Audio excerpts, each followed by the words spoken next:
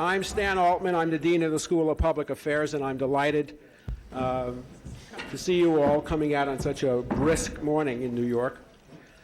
This morning's program is a continuation of a series we started in December to celebrate the announcement of the school's acquisition of papers that were a private collection from Jack Beagle and the set of papers and records from the Municipal Assistance Corporation. Of course you did.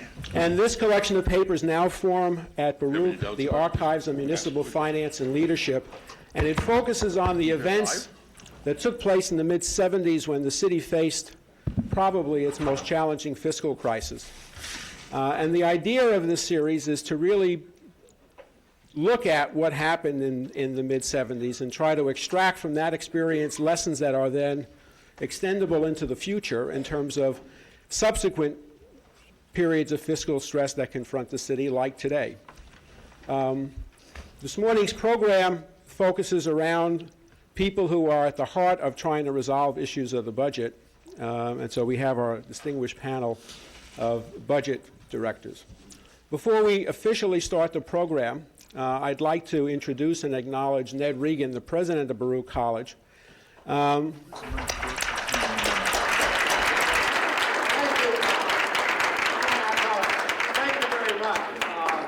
appreciate everybody being here, and I certainly want to welcome colleagues, governmental colleagues, to this great panel. And thanks so much for coming. It's just going to be a wonderful experience.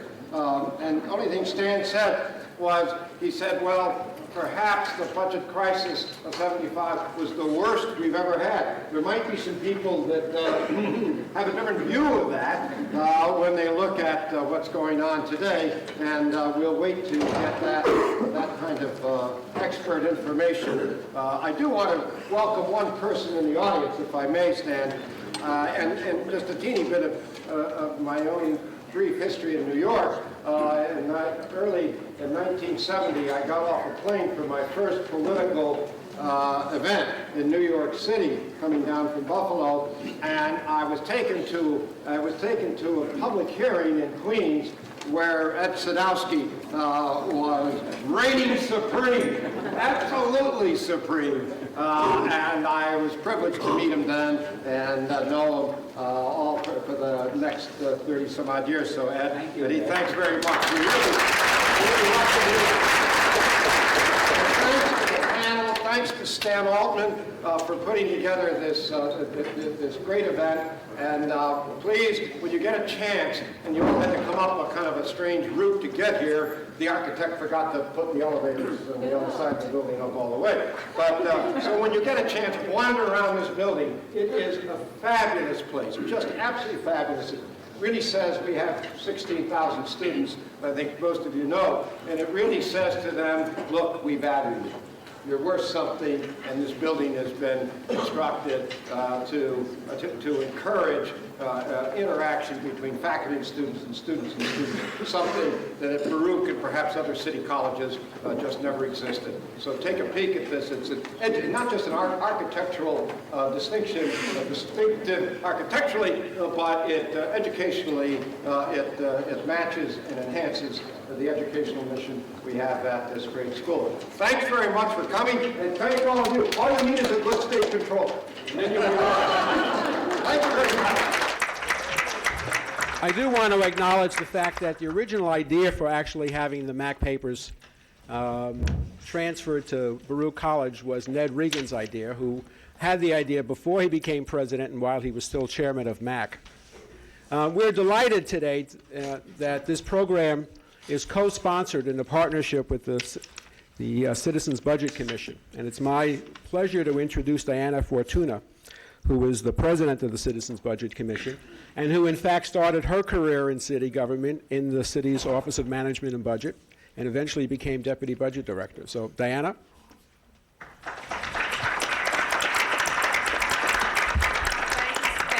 thanks to Ned, and thanks to Barbara Fife and all the folks at Baruch for making this possible. For anyone who doesn't know, the CBC, the Citizens Budget Commission, is a nonprofit organization that's, I guess, dedicated to the principle that better management of public resources makes the city a better place. And in this capacity, we have certainly irritated each of our distinguished panelists at one time or another in the past. Most recently, the Citizens Budget Commission issued 5 reports documenting how the city could save $1.2 billion by doing things better on topics ranging from special ed to the deployment of police officers. We think that if the city pursued our recommendations or others like them, it would allow the city to minimize the damaging service cuts that we're also concerned about, and tax increases and gimmicks that push costs onto future taxpayers. I want to say I'm particularly delighted at this assembly of former budget directors. I think in part that's because I worked for probably 4 of them at some point in the past. Budget director of the City of New York is an extraordinary job with extraordinary powers, although I suspect it didn't always feel powerful to each one of them at the time that they held the job. The power is very much limited, or maybe I should say shaped, by 2 things: the mayor that they worked for and the economic circumstances in which the city found itself. But they all have a profound knowledge of the types of choices facing the city, along with, I guess, varying degrees of perspective that the passage of time has allowed them. So we're all very eager to hear, given the seriousness of the city's current fiscal straits, their advice on what the city might do. Thanks. Ned was very generous in his remarks to attribute the organization of this particular session to me. I really want to acknowledge the 2 people who did all of the work. That is Barbara Fife and Ernest Rodriguez-Naz in the back from the School of Public Affairs. With us, another member of the Baruch community, John Elliott, our Dean of the School of Business. And the other remark I want to make before I formally introduce the panel is that there is a member of this panel who is missing this morning.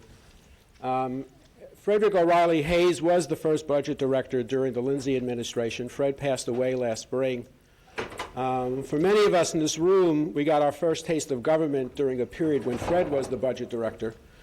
Fred was both creative in terms of his thinking and a man of great integrity who brought really quite interesting and innovative ideas to government. And often when I read the paper talking about ideas of productivity and ways of reshaping government, I think of Fred's efforts to both do that during the Lindsay administration and his uncanny ability to bring brilliant and hard, dedicated people to government. And so in part this morning is a bit of a remembrance of Fred. In your package there's material about Fred. There is now a website called fredhayes.net for those of you who are interested in keeping track of what people are now doing to remember Fred's efforts on behalf of government. I think it's fitting that the first person I introduce, and I'm going to introduce our panel starting on my extreme left, is David Grossman, who was brought into government, in fact, by Fred. Fred served as the budget director during the Lindsay administration, and since 1976, he's been the president of Nova Institute, a policy research and management consulting organization. David? Sitting next to David is John Brigham. John served as the budget director during the first term of the Koch administration, and he is currently a financial advisor and an investor based in St. Louis. Sitting next to John is Jim Brigham. I'm sorry. Sitting next to Jim is Carol O'Clarican, who served as the budget director during the Dinkins administration, and also served. Fascinated with the And I thought I was the oldest, Carol. That's right. And she also was the city's finance commissioner and was the first woman to serve both such positions in the city. She's currently a senior fellow at the Brookings Institute's Urban and Metropolitan Policy Center and an independent economic and management consultant in the city. Sitting next to Carol is Abe Lackman, who served as the budget director during the Giuliani administration. and he's currently the president of the Commission on Independent Colleges and Universities. Paul Dickstein served as the budget director during the last term of the Koch administration, and since 1993 has served as the executive director of Health First, a managed care corporation owned by 21 major New York City and Long Island hospitals.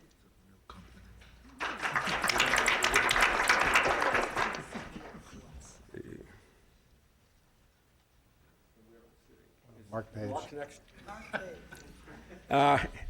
Mark Page. Mark Page is currently the city's budget director and has been in the Office of Management and Budget since 1978 when he started as deputy counsel. Sitting next to Mark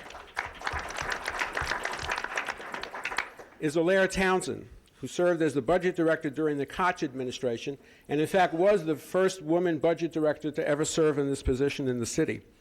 She is currently the publisher of Crane's New York Business and has served in that position since 1989. If I'm not mistaken, Adam Barsky was the last budget director during the Giuliani administration. He's currently the executive vice president of the Millbrook Capital Management, a hedge fund specializing in small cap values. And at the very end of the table is Phil Michaels, who served as the budget director during the Dinkins administration. Phil currently practices law, primarily anti-fraud lawsuits brought by whistleblowers on behalf of the federal government, with emphasis on Medicaid and Medicare fraud. And finally, the moderator for today's panel is Dail Forsyth, who's here on my right, who's both a scholar and a practitioner in the area of budgeting, having served as both the budget director of New York State and the former New York City Board of Education. His book, and I think it's called Memos to the Governor, is a must-reading in almost any course on public finance and budgeting in schools of public administration and policy. So it's my great pleasure to turn the panel over to Dail. I would say we've just one point of reference. This morning, because of the size of the panel, we've extended our policy breakfast beyond the normal 10 o'clock ending hour. We're going to run till 10:30, and so a little after 10 is when we'll take questions from the floor. Dail? Thank you. You didn't mention what I do now. I'm now the Chief Administrative Officer of the Episcopal Church in New York. I've gone over to the other side. This is an astonishing panel. I really am honored to be part of this. And the audience is full of talent as well. And to paraphrase John Kennedy, never before has so much financial management acumen been gathered together in one room, except when Fred Hayes dined alone. So it is we have the opportunity perhaps to have a very interesting discussion. It is going to be a little cumbersome because we have a lot of people, and we're going to have to try to keep moving so that we can actually hear from everyone. And I've been invited to begin with some questions. I'm sure the panel will have their own questions and their own dynamic, and every once in a while I'll try to at least step in to keep things going in the right direction or in some direction, or maybe not any direction, just active. I think what we're hoping for, panel, is candor. Mark, you don't have to be candid today, but everybody, but from everybody else, candor would be much appreciated. Then let's begin. I think Ned Regan actually gave us the sort of first question by trying to press us to think about whether this fiscal crisis, although I'm not sure it's been, I guess at the state level it's been declared a crisis, right? I mean, the governor has used the word crisis. I don't think the mayor has.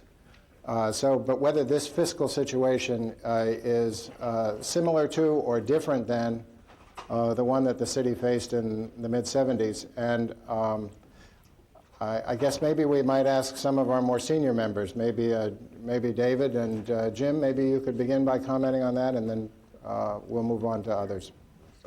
One of the, is this thing live? Yeah.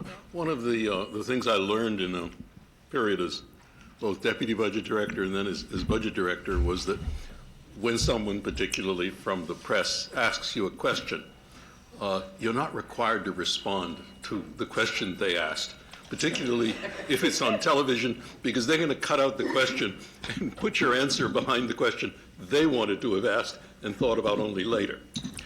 So, Dail, I think I'm having trouble. I'm having trouble already, aren't I? Yes, yes. I just wanted to carry on with a bit of the theme earlier. I am now, I guess, the oldest living ex-budget director of New York City since Fred died last fall.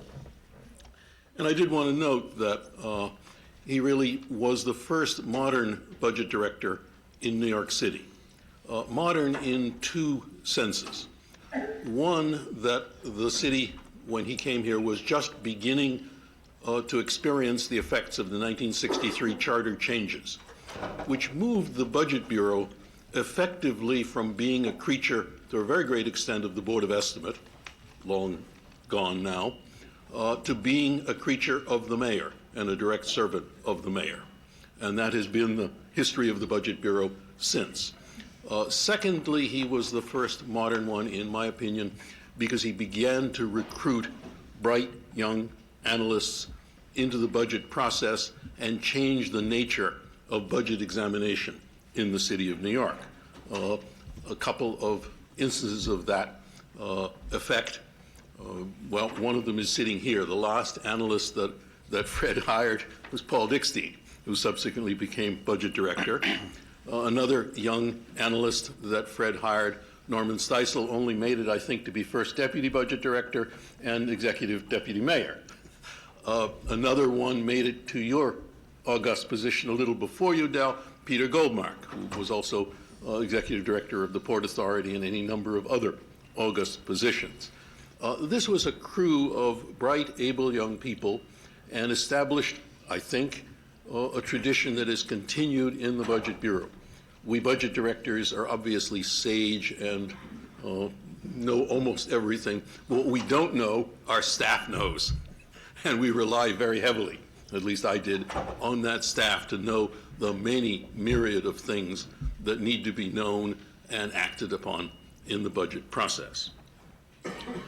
With that, the fiscal crisis, I did not, fortunately, experience it while in office. I was helping make it.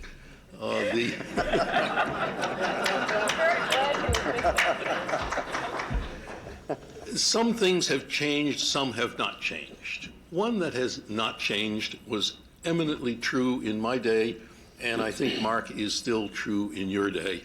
It's gotten a new name. It's now called structural balance, the lack thereof.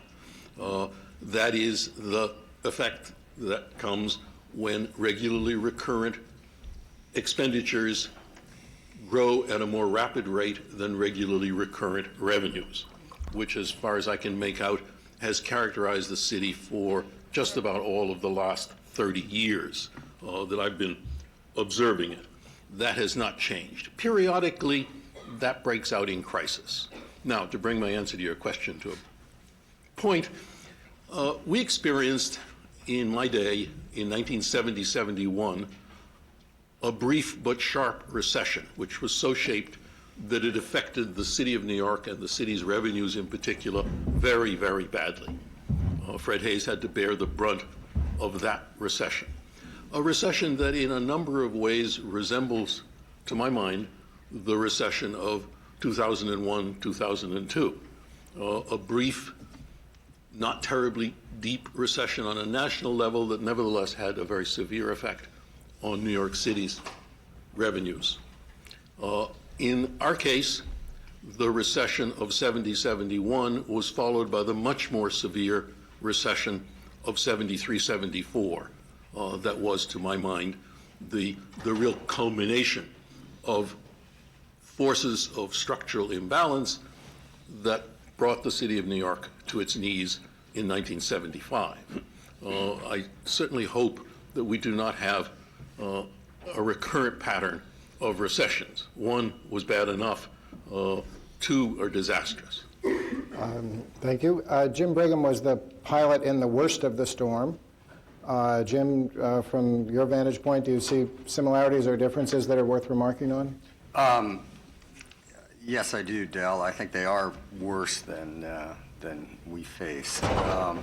I'd like to start, though, with maybe a shorter preamble than David's, but I'm older, Jim. I'd like to acknowledge there are many people in the room who have contributed as much as the people who are up here on the platform, but there's one person in particular, Bernie Rosen. Yes. Where's Bernie?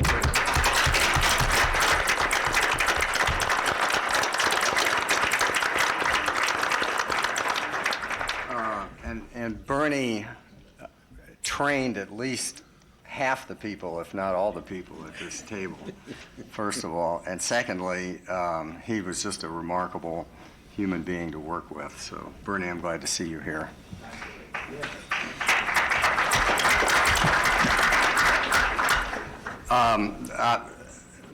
I do believe that this budget crisis, and I would call it a crisis, is much more difficult to resolve than the one that we faced in the mid-'70s. We did have a structural imbalance, I think, in the mid-'70s, but we had some economic forces that were helping to drive that, the opposing lines that were moving in opposite directions, start to drive them together. And the biggest economic force on the city was inflation. And people have started to talk about that. Even Felix, I know, has now started to say that inflation was a major factor, and in fact a very major positive factor on the city's ability to balance its budget. John Fava is here, who is our resident economist and revenue forecaster, and he recalls the situation very well. But in the mid to late '70s, the city started to realize rates of inflation in the range of 8 to 12%, and even if you assume that the economy itself was neutral in terms of real growth, 8 to 12% rates of inflation had enormously positive effects on our revenue for our economically sensitive taxes, sales taxes, income taxes in particular. And I'd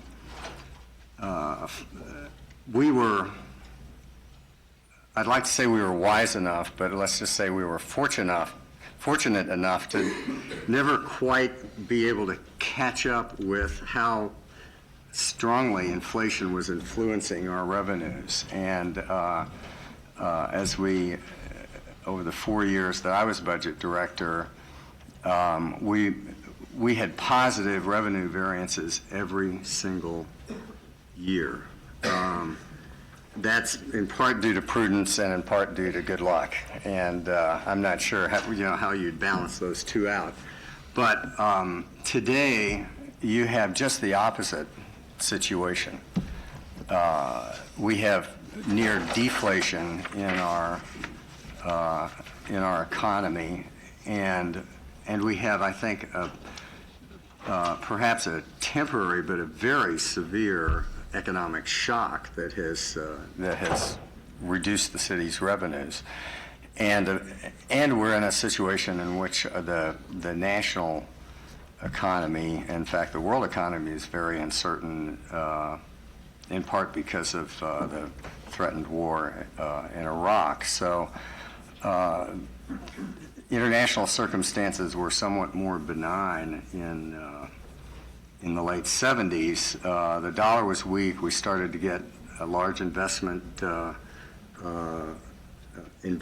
in New York, not only by people here but also by foreigners. So we had some positive economic forces working for us. The economy started to turn around.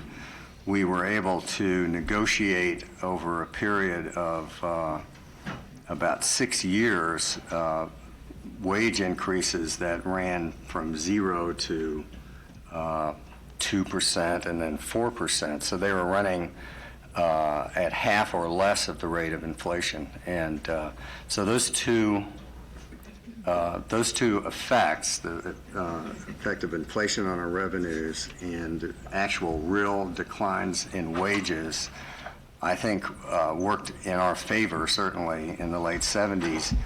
And both of those very large factors that influence the budget are working in the opposite direction today. Could I, while we're talking about the economy then and the economy now, maybe this is a good time to ask for some comments on the role of Wall Street in the city's economy and the city's revenues. That might be a question that perhaps Carol and Mark Page might address. Because my sense is that it's different, and that the Wall Street impact on city revenues is much more substantial than it was, but I'm not an economist. Carol, do you have anything? I think Mark can probably, Yeah. Mark ought to take this, but because I don't remember back so far as that, except to say that most of the analysts now say that this is a less broadly based revenue base. Right? The economy may be much more broadly based. It's a widely based service economy, but that given the huge earnings and the disparity between the average wage and the wage on Wall Street and the income that comes out of there, it makes the revenue stream much more dependent on that. But before I turn it to that, I'm an economist by training, so I'd rather not touch the economy. Actually, one of the major differences I see from the budget end, I mean, there's a real difference now than then. And the big thing is, when I came to New York, nobody knew exactly what the numbers were, right? And we now have, I think, the most transparent budget, the most monitored budget, and those issues are not in dispute. I mean, part of the reason we're sitting here and talking about this and able to talk about it is that reforms actually happened in the 70s that took root and took hold and were implemented by a lot of the people in this room and a lot of people whose names have already been mentioned, and it makes a significant difference in how the mayor and all the elected public officials, as well as the people in the budget office, can deal with the problems. But let me have Mark talk on that. I think that's very true. People actually can understand what the city's budget does now. Mark, are you game to talk about Wall Street? And I just don't think it's that important. I don't think I have any particularly unique wisdom on the subject. I think that one major positive in terms of where the city stands at the moment as compared to the mid-70s or late, what have you, is that one can bemoan Wall Street as a very significant economic factor, and it's cyclical, and when it goes down, you lose revenues. On the other hand, it's been a tremendous source of wealth for New York City, certainly sort of through the latter 1990s. I think that it's had a lot to do with a sort of continuing sense of vitality and attractiveness that the city has for people to live in, do business in, be tourists in. It has a lot to do with the notwithstanding a broad mix of wealth in terms of the city's population, that consistently we're substantially above the national average in terms of average personal income in New York City, which is a very important factor for, I think, the long-term viability and success of New York City. Alea, as publisher of Cranes, you follow the financial services industry closely. Do you have any comments on this particular topic? No, but following the Dave Grossman. Please do, yes. Could I just offer some comments about the 75 fiscal crisis and now? Of course. Because I think that there are some significant differences making that worse. If I remember the numbers correctly, the city lost from 69 to 1977, as I recall, we lost something like 600,000 jobs. I mean, that is cataclysmic. We've lost now about 100,000 jobs compared to our peak before September 11th and so forth. And in the late 80s, early 90s, we lost about 300,000. So by any reckoning, that was a huge hemorrhaging of jobs. Moreover, at that time, New York State was in a position to help. And it took over some of the cost of senior colleges, of courts, and so forth. And now I think we're all waiting to see how many costs the governor's budget proposal will dump on the city. So I think it's different. And I would just like to say that I'm glad Mark Page is sitting here. Otherwise, with all the rest of us formers, it would be like being on Hollywood Squares.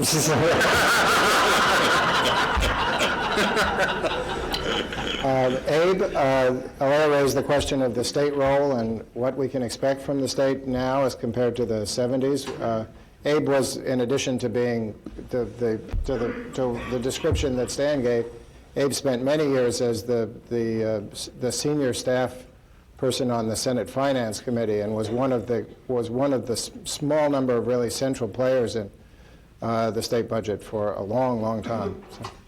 Well, I was going to kind of lean towards Jim's observation that in many ways the problem the city is facing is going to be as severe as the mid-'70s, not because of the issue of the job loss, but because of the interaction with the city budget and the state budget.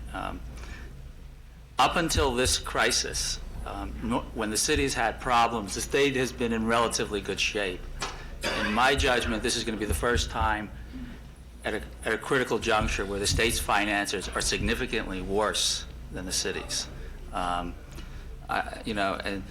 I know that looking at the state numbers, and I spoke about them a little bit last week with Alaire and Carol, the drop in state tax revenues is the sharpest drop in state tax revenues in 60 years. You have to go back to the tail end of the Depression to see a drop in revenues as severe as what's going on right now. Just to give you some numbers on that, some of these numbers I repeated last week. For the first 8 months of this year, state tax revenues dropped 8%. And everybody was hoping things would get better as the year went on. I can tell you right now, the December revenue numbers were horrific. They actually dropped about 12% in December. I mean, across the board, and the biggest drops were in those taxes that are driven by Wall Street. In December, we saw a 40% decline in estimated tax payments, which is just, the bottom is just dropping out. So I expect that the state is going to be grappling with a deficit of probably around $12 billion going into next year's budget, which is just going to be horrendous. I commented last week that I think in the past, when the city's had a crisis, they could count on the state for some gap closing aid, some additional aid, and the number used to vary depending on the budget director between $200 to $600 million. I just think, as Dail, you indicated, and just to give you a sense of it, for the first time, the governor now is not even referring to it as a fiscal crisis. He's referring to it as a fiscal nightmare. And actually, he was quoted as saying that. And I think a lot of the focus after the budget next week is going to be more on the state budget than even the city budget. So on that front, there's not a lot of good news. My former boss, Governor Cuomo, used to talk about budget paradise and budget hell. Budget paradise was what happened during the long periods of growth when you could balance the budget, increase spending, and cut taxes all at once. Budget hell was times like now when no matter what you did, raising taxes, cutting spending, you would still not be able to balance the budget. And I think we're down at the 7th level of hell at this stage.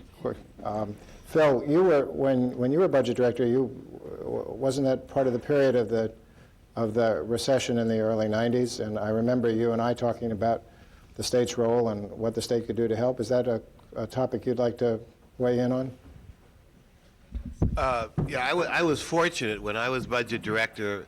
During most of the time, I think Dail was the state budget director, and notwithstanding what people used to think that the state and the city would always be at odds, I found it just the opposite, and we actually got on very well. There was even a day or two in the city where we had a joint seminar or a grouping. We brought the OMB people from New York City, and Dail brought his folks down from Albany, and we sort of paired up and matched up the various areas, and I think it was very very useful, and also developed a lot of friendships that over the working course of the year that people could talk to each other, so that there is this connection between the state and the city, and it ought not to be adversarial. And though you do wait for the state to do a lot of things, and now, no doubt, Mark would like the governor to say he's going to endorse a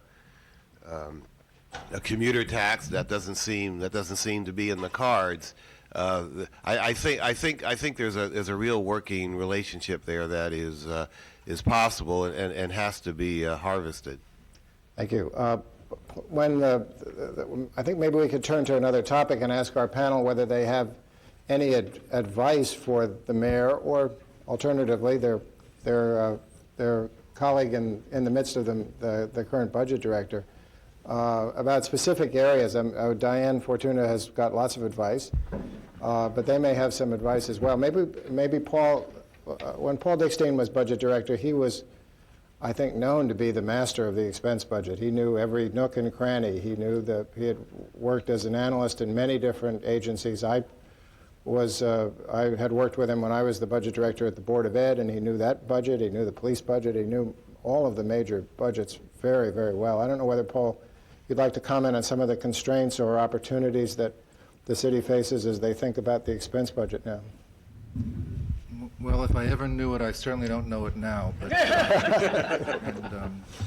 just to comment on what Phil said, I in fact found the relationship between the city and state consistently adversarial, but that's, I guess, a different matter, but I expect that to continue.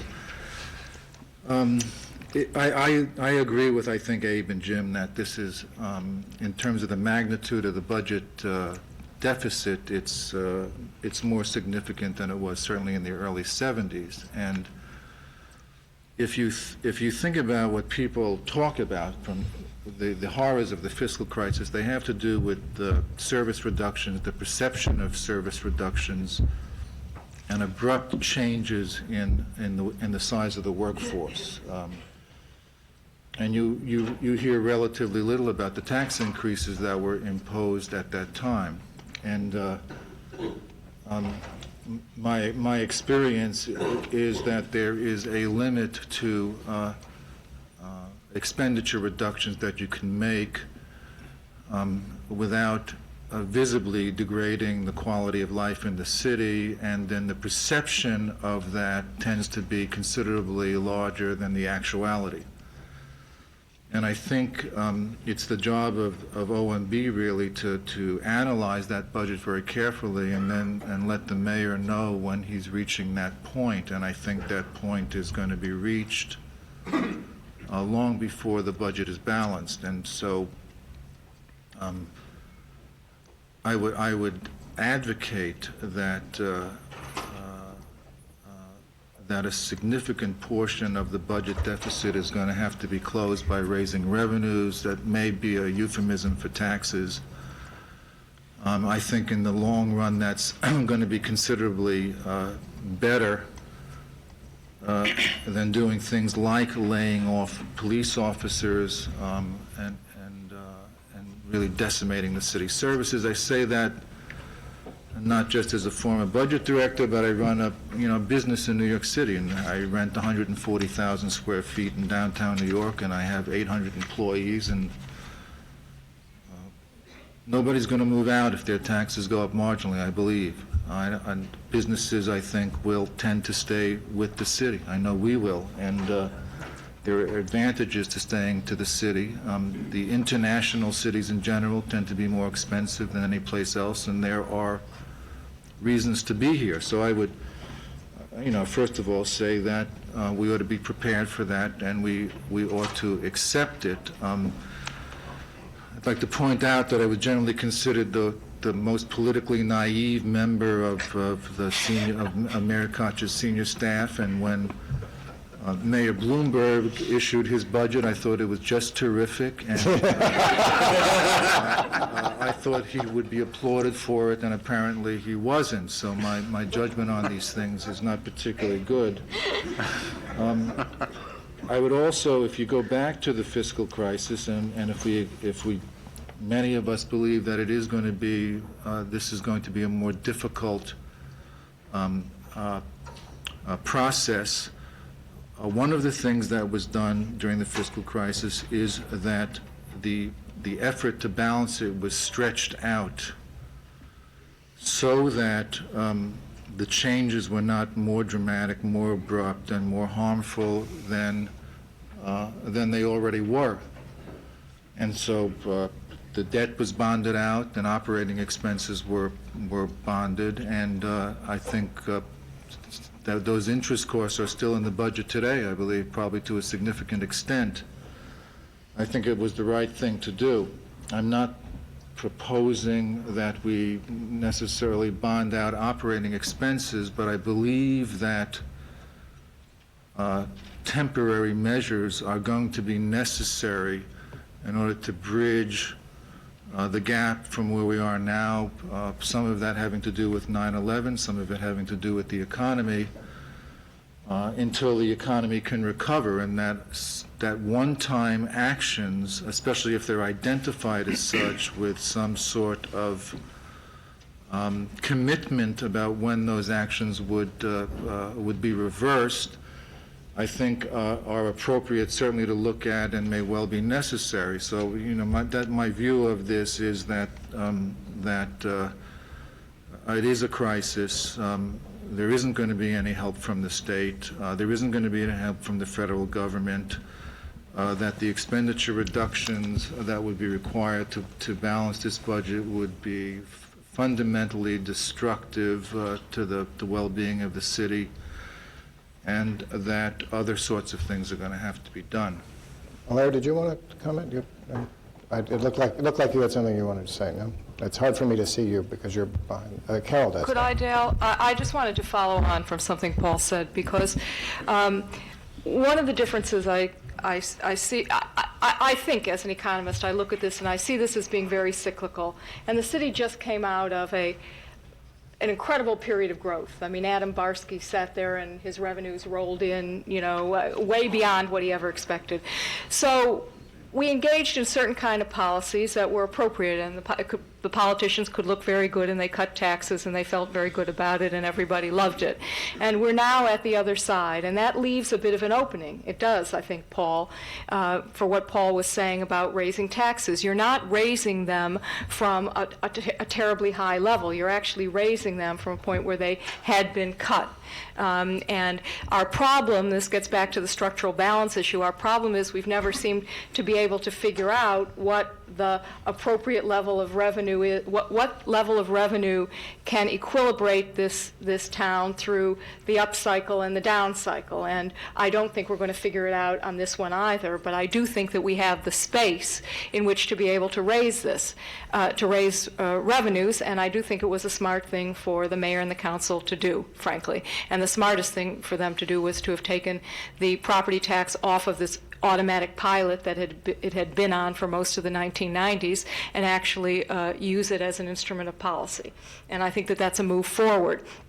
But let me raise one other thing. I came here in the 70s and I started to work, I wanted to work on the New York City fiscal crisis, and I asked everybody who was around, and nobody gave me a job, but one person did, and that was Victor Gottbaum at District Council 37.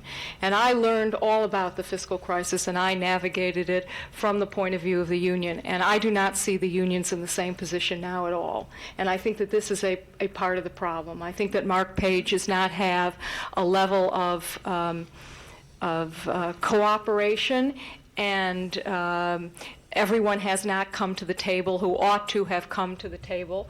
The forces that were put together in the 70s to help this city work its way through, and that's the labor community and the business community, have not really joined in this. And if we try to take the longer-term view that Paul Dickstein was just raising, saying there may be some short-term things you do, knowing that in the longer term you'll be able to lift them off, then I think that in order to do that, we need to have everybody around the table who agrees that this is in their interest to do. And that has not yet happened, and that, for me, as a former trade unionist, makes me very sad, actually, and as a former budget director, makes me even sadder. Adam, Carol commented with it sounded to me like a little touch of envy about the about the economic climate that you were budget director in. Perhaps you'd like to follow on that. Sure. I mean, we talk about structural balance and the lack thereof. I mean, one thing that may be worse than having bad times is having good times, because what ends up happening is you have this yo-yo cycle of revenues, and people forget the bad times right away, and they think that the good times are going to last forever and at that level. And I think people... took a vote at this end. We take the good times. Yeah, me too. When you're the budget director, it's always bad times, because you're regardless of whether it's good or bad out, sunny or dark, it's always dark, and you always have to tell people no, and you're always trying to cut, and you're always managing a gap. So you almost become oblivious to it in a way. But the thing that we tried to do in the Giuliani administration was trying to manage those good times. One of the things that people don't realize that, and it's really a problem in the way the budgets are, or the political system requires you to do budgets. You can't build what they call a rainy day fund in New York state law. You can't stock away money in good times and have it available to get you through the bad times. We've created certain imaginary rainy day funds by creating a budget stabilization account where we could, and those are hard to negotiate with council or other people because they see money on the table and people want to spend it. What we tried to do, and follow up on Carol's point, was something they talk about in Washington, they can't do it down there as well as you can try to do it here, is something called Starve the Beast. One of the things that we accomplished by trying to do tax cuts is not only provide more money for businesses or make it very popular, but you force the budget spending down when you have money by creating tax cuts. Had we not done the $2 billion or $3 billion of tax cuts, spending would have risen much higher, and the problem today arguably would be much worse, and you wouldn't have the issue that Carol's talking about, is working off of a lower base. So that was certainly one of the things we tried to do. And the other thing we tried to do too, and it's something that also came from the budget revisions that came through the charter back, I guess, in the 60s, 70s, is that the mayor gets to estimate and has the final word on revenues. And that's very important because you can conservatively estimate your revenues in a way to also try to control spending where you can. And I think that's also a very important tool that's available to the mayor, and it should always stay with the mayor, because we've seen it in other applications where it can really lead to problems where people overestimate revenues and it come in far short of expectations. Wall Street profitability, I think during our years, we usually kept our estimates at about $5 billion in profitability. At the height of the boom, it was $21 billion. So we were certainly conservative in our revenue estimating. I think last year it had gone down to probably about $8 billion, just to show you how steep the drop was in Wall Street profitability. The most important thing, I think, today, or the situation the city's in now, is the city is, at this point, since they've done the local property tax increase, is completely at the mercy and a creature of the state and federal government at this point, because almost everything they need to do to make long-term recurring fixes requires changes in federal law or regulation or state law or regulation and how they spend their existing money. So much of it is unfunded mandates, and I think that that's the only area they can really look into to get recurring expenditure relief. And I guess the only bright spot for New York City is that given where the state is today and the rest of these states around the country, and a lot of areas such as Medicaid or public assistance, I think all municipalities are in the same boat. So it's not New York City sticking out as the only one with a problem. I think there's opportunities for maybe some global fixes that everybody's going to be screaming about. By the way, the best thing that's happened to New York City is that the president announced he's going to have his convention here in '04. So I think there's going to be a lot of pressure on the White House to make sure that all local governments are in good shape, or urban and city governments, and have an urban agenda. So those are sort of the big picture things I think the city can work off of. Well, Michael looks like he's ready to comment. Did you have something you wanted to say? Well, a couple of things, Dal. One, in fact, you know, there is a reserve fund for the city of New York. It's a secret, but all budget directors know about it, and it was mentioned earlier. It's Bernie Rosen. But Bernie's out of government now. Certainly, my experience was that final night, whenever you had to put the budget together, and you were missing a lot of money, everything turned to Bernie, and I don't know where he found it. He never would tell us, but every single closing night, he would pick the money from some source, whether it was a pension fund or some hidden money, and I never could appreciate how deep that pot was, but it never seemed to run out. So I think there is actually a reserve fund, and the city is unfortunate that Bernie isn't there anymore, though maybe he's still lurking in the background. I would like to say that raising taxes is fine if you can get away with it, but that's simple, and it really takes no sweat, and you haven't done anything. I think one of the most important things about the Office of Management and Budget is that middle word, management. And as far as I am concerned, that's where a lot of the city is falling down. If I were to pick one sore spot in the city in terms of the way throughout its agencies it manages, I would not be critical of the city workforce, which I think is very strong and very dedicated. I would, however, be very critical of middle management and upper management as far as the city is concerned. From the last few years, having a perspective of sort of being on the private side and looking for private-public partnerships, or knowing on the private side that sometimes you make money by being innovative and by being risk-taking, I think that is sorely lacking. It was sorely lacking in my time. I think it's sorely lacking today, that there is this feeling to preserve your management job.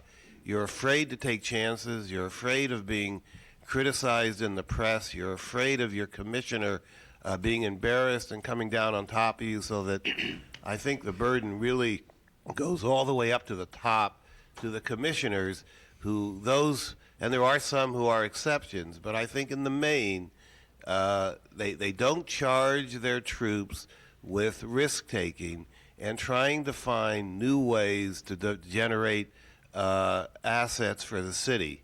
And one major asset that hasn't been mentioned today, isn't mentioned in the books, I don't ever see it mentioned in the write-ups, is the revenue side, but not the revenue side from the point of view of increasing taxes, but the revenues that the city is entitled to, whether it is revenues from those who don't pay their taxes, or whether it is revenues from those who overcharge the city tens, if not hundreds of millions of dollars, like those who provide Medicaid or Medicare services.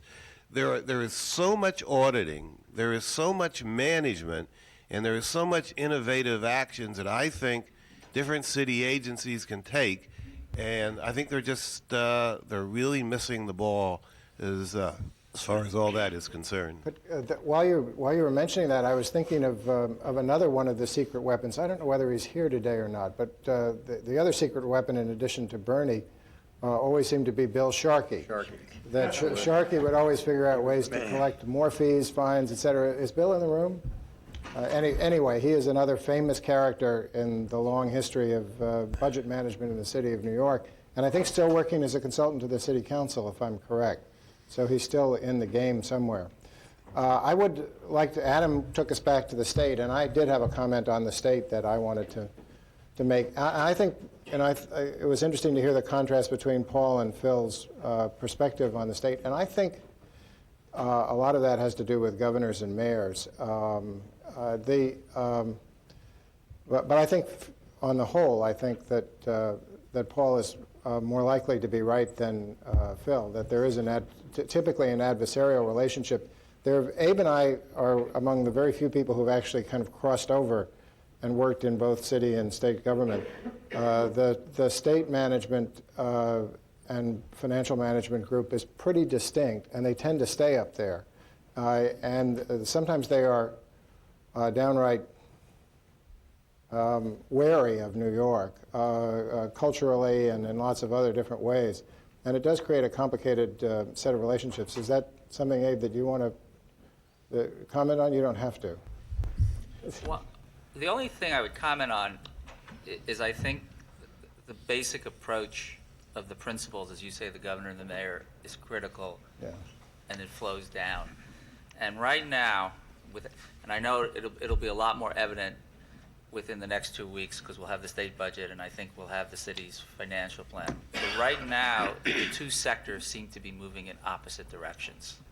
Once the state, without knowing what's going to be in the governor's budget, seems to be going in an approach which is very different than what Paul indicated as a blueprint. The state seems to be moving in a direction of to solve the problem on the expense side and not raise revenues.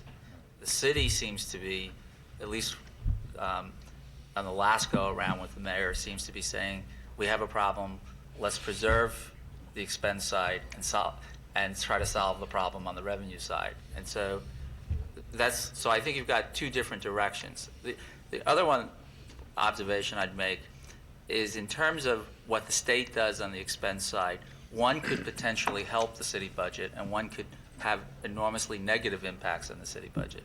If the state decides to try to solve a good chunk of its problem on the healthcare side, that will flow as enormous savings to the city if, in fact, the adopted budget contains those reforms on the health side.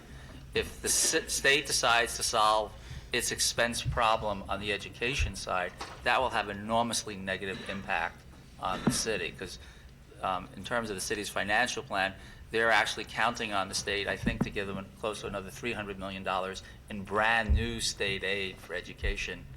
I am skeptical that anything near that is going to happen, but we'll know in about a week. I do have a question following up on Phil's comment about management that I ought to ask, because we're here at the home of the School of Public Affairs. One of the things that seems to happen in fiscal crises is that on the one hand, there's a lot of pressure on management because there's a lot asked of the management in a government. There are a lot of what they used to call pegs, maybe they still do, programs or plans to eliminate the gap, but actions to eliminate the gap that need to be managed. But there's also a lot of pressure to cut, and often those cuts take place in the management levels or the planning offices or some of the other offices that aren't actually frontline personnel. That's, of course, where the students of the schools of public affairs get employed.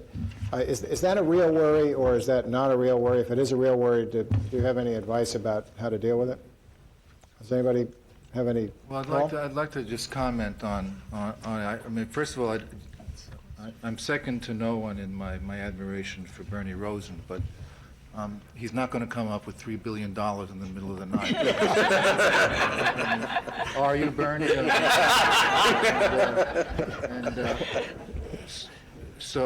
I'm sure Phil, this is not going to be easy. There isn't going to be an easy solution. Now, there was a period because of my involvement with the expense budget, there was a period of time when I appeared in front of the city council with every city agency on their budget. I think I'm the only person who did that. I did that for 3 years. So I sat there for 3 years, and you know, it's politically easy to sort of point to fraud, waste, and abuse. I mean, this is a common theme. It's sort of all going to go away if we just manage better. And Phil was finance commissioner when I was budget director, and his record on coming up with revenue was, I don't think anyone has ever come close. I mean, he was ferocious on it, he was inventive on it, and I definitely think that, I assume, in fact, if he thinks it can be done, then it can be done, because no one did it better than he did, and it made an enormous difference. In terms of managing the city better, most of the improvements that would permit a reduction in expenses while maintaining or improving services tend to be tied to collective bargaining agreements. And as the mayor pointed out in his letter to the budget modification, I guess that's what it was. Was that what it was? When you get down to what's controllable in the city's budget, it's maybe $15 billion, and of that amount, more than half comes from police, education, and consent decrees, which I never even considered as discretionary. But and so if you're going to save a lot of money, it's going to come out of those two agencies. There's no question about it. And so you can, you know, so the question is, do you think you can get teachers to teach in a different way so that you can increase the size of the classrooms and still have the rate at which children learn continue? Maybe yes, maybe no, but that's a very hard sell in reality. And I mean, the police commissioner has taken the position, as I think they have always, that a reduction in the size of the uniformed force is going to increase the crime rate. So whatever you think about civilianization, one-man police cars, and other sorts of innovations, there's probably a limit to what you can do in those places and maintain enough of a constituency to govern, which, you know, Abe Beame lost his ability to govern. All I want to say really is that the idea that unspecified management improvements are going to balance this budget, I think, is unrealistic and would leave an impression that's not warranted, that there are easy solutions here. There just aren't any at all. Nobody's going to come up with a sudden source of money, and nobody's going to figure out how to improve productivity and get the unions to agree to it that amounts to a $600 million or $1 billion or anything like that. That's going to be easy. So there just is nothing going to be easy about this. Larry, yes. Excuse me. Not easy, no, Paul, but you've got almost every union now working without a contract. So it seems to me you have the opportunity. There is some leverage. Easy, no. I think Jim Hanley's got a terribly hard job here, and Mark Page as well, trying to put an agenda, a constructive agenda in front of the unions that they could buy, and they're also dealing with a bunch of, some of them are new leadership and untested leadership and don't really, maybe are not as conscious of the problem. But there is the space, there is the opportunity. It's not a given that if these folks wait, they're ultimately going to get a pay increase. They're not. So I think there's a hammer. No, I didn't mean to say there wasn't. I think what I said was that in order to achieve significant productivity savings that are going to permit expenditure reductions, you have to get the union's agreements. Right. Alea? A couple of people have talked about whether it's easier for the budget director and the mayor in good times or in bad times. certainly you get a lot less sleep as the budget director in terrible times. But when there's only one word in your repertoire, no, that has a certain effect. Over time, it means that people come to understand there isn't any money. And you have to balance the budget, and so no, just no. When something is possible for someone, especially after a number of years of bad times, then everybody wants everything for everyone. And it becomes very difficult to say, you can have some, you can't, and here's why. So the politics, in many ways, of managing prosperity, especially boom times, I think have been managed very poorly in the past. We are coming off one of the most incredible boom times in the city's history, probably the state too. Why is it that it is so severe? We must have not planned very well. We must have assumed this would last forever. There are ways to, in boom times, use money to prepare for the future. You can pay down debt or do pay-as-you-go financing rather than refinance debt, pushing it out into the future to take near-term budget savings. At the state and the city level, pensions were liberalized in mid-2000. In the city, in order to take some budget savings. At the state, because they passed a cost of living increase automatic that affected the city and the state, because those pension funds looked like giant piñatas, and the elected officials couldn't wait to give them a big blast and rip open that money and spend it and have grateful retirees.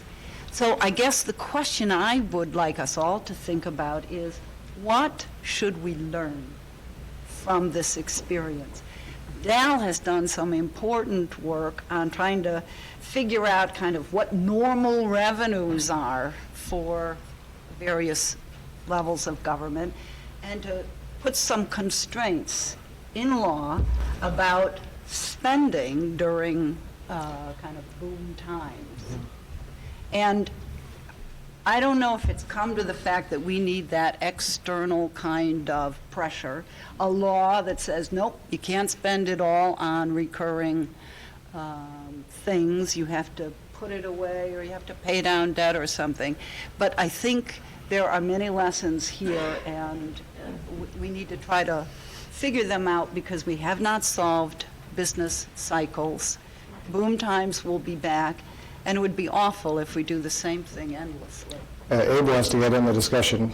Alara, I don't think I quite agree with the thrust, because I really think the extraordinary deacceleration of revenues going from a period where revenues were growing from 7-8% a year to now where revenues are dropping 9-10% a year was so severe that even with better planning, we would still have an enormous problem. It's almost like you build a wall for the 50-year flood, and what you get is the 100-year flood. I just think what we're going through right now, particularly in terms of the revenue side, we have not seen in the state for over 60 years. I mean, we have the first time revenues dropping back to back.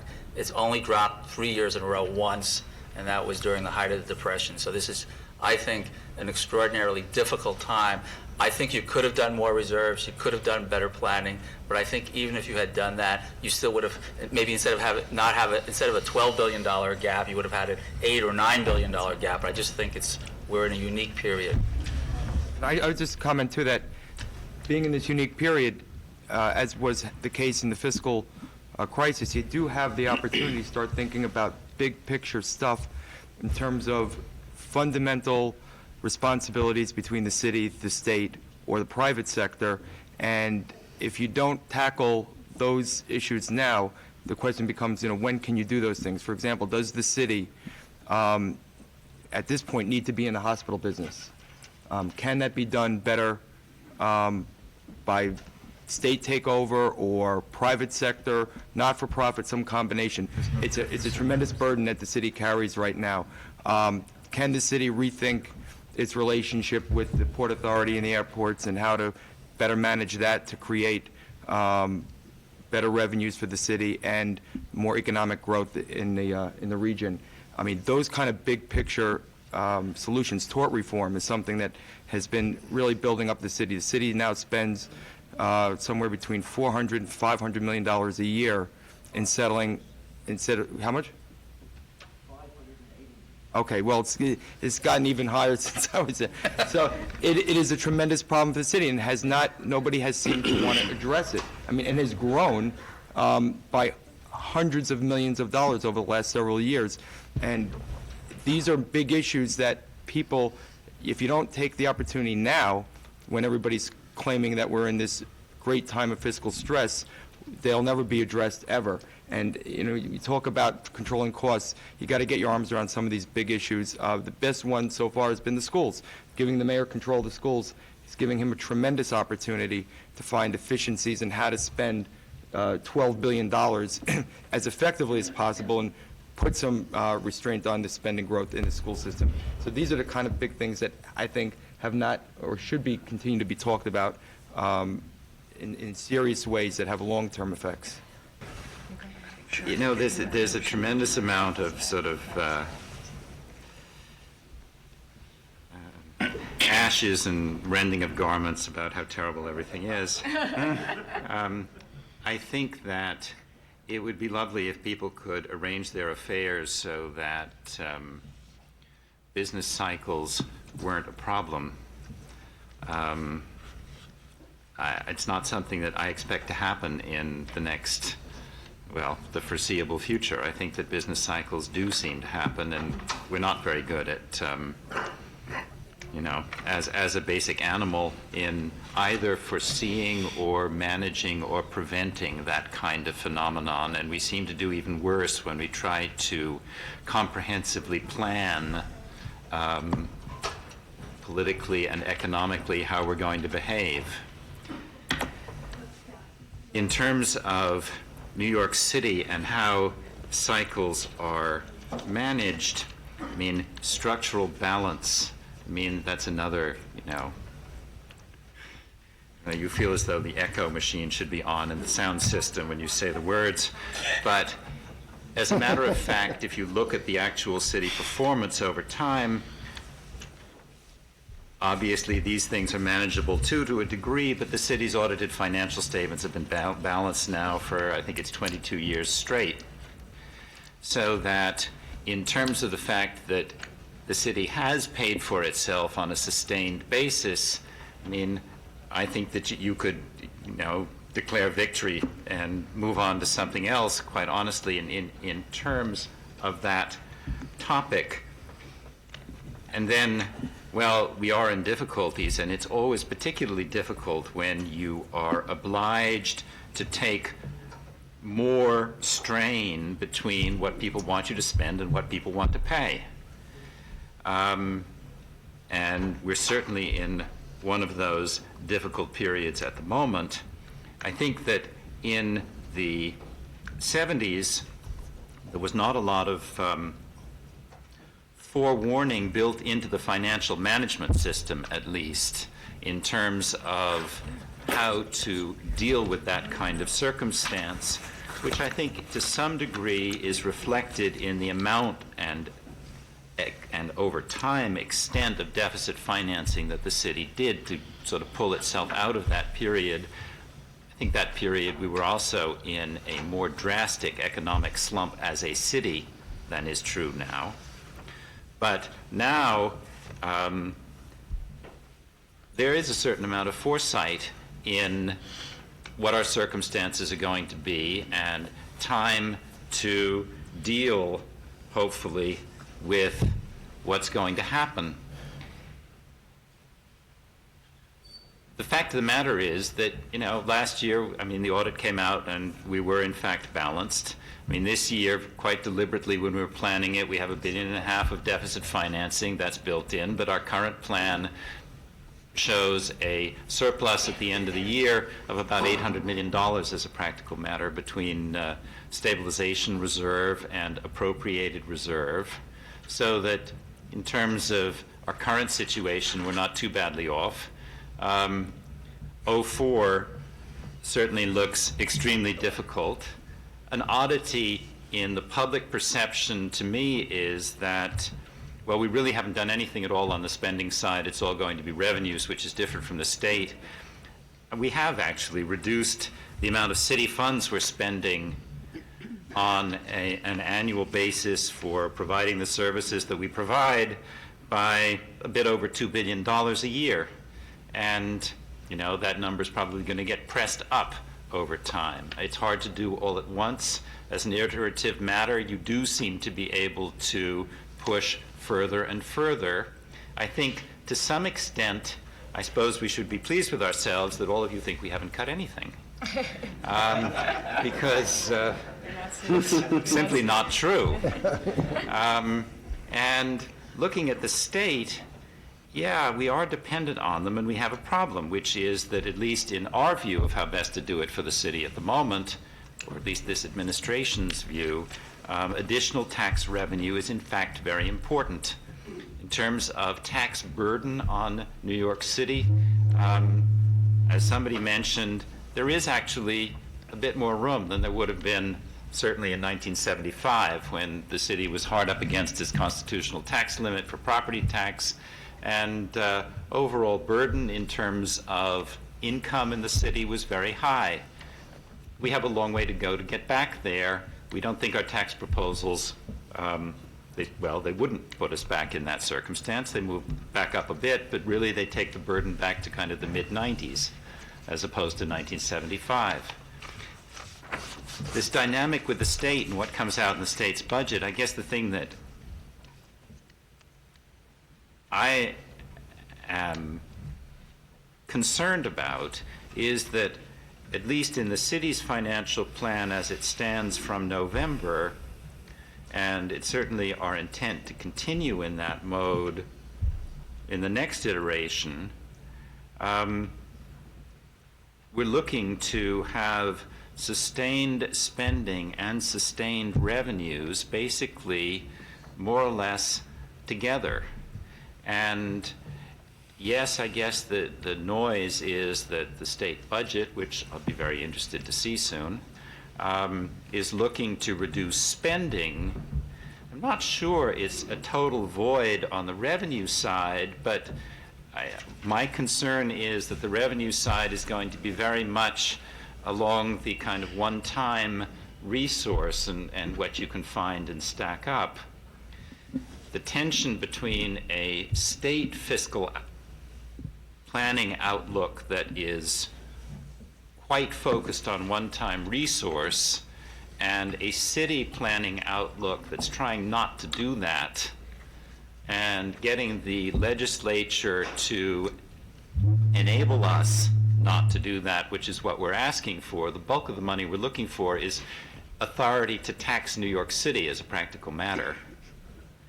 I think that, you know, that's going to be a bind. On the other hand, I mean, crisis sort of suggests we're about to fall over the edge of the cliff.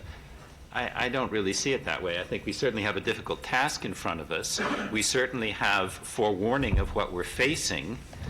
We've been working on it for a long time in New York City. I mean, longer than probably than just the last year as a practical matter in terms of the resources we have to call on.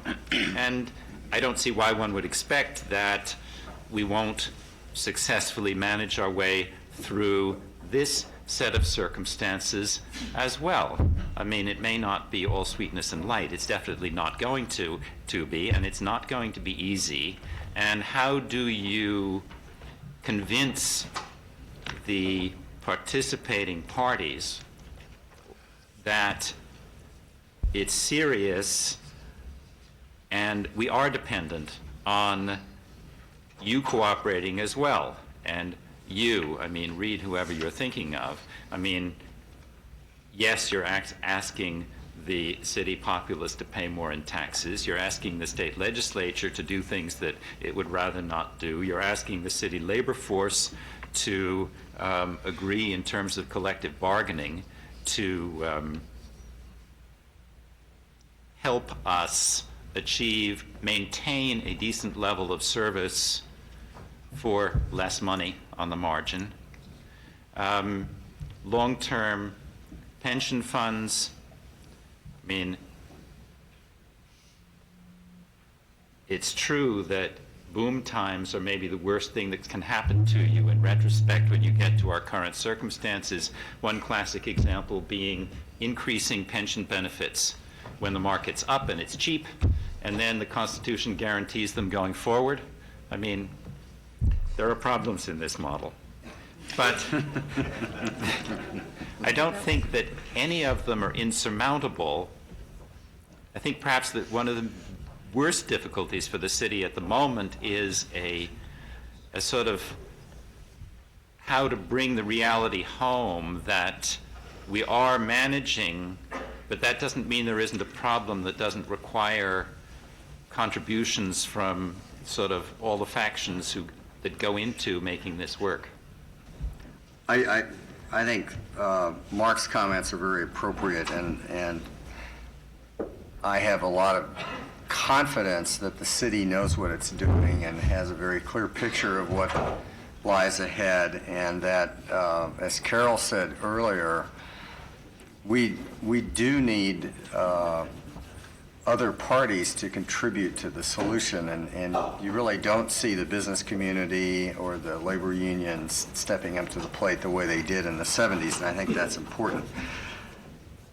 One of the things we did in the 70s was the city was allowed a period in which to bring its budget into balance, and maybe that period was a little bit too generous, but be that as it may, I think it's not unlikely that in the coming fiscal year the city will have a deficit, because as Paul said, the city's going to reach a limit on expense reduction, and I think that's true. And if the state does not come through, which looks very iffy to me, on the changes in the personal income tax, I think the city's going to have a big gap to fill.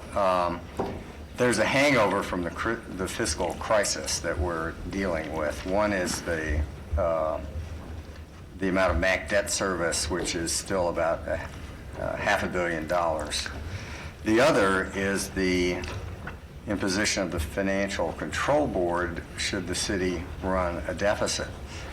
And I believe that is a complete anachronism at this point and would be not helpful to a solution, because in my mind, it creates an atmosphere in which the city's choices become very politicized. It's a distraction, I know, for the budget director to have these monitors. The monitors don't know as much as the city knows about what's actually going on, so they can't contribute really in any fundamental sense to making changes. And a lot of it then ends up getting played out in the press by whoever the new Steve Berger will be.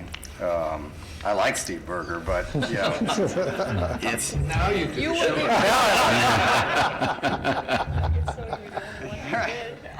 But I don't see that as helpful, and I don't see that as a good prospect for the city.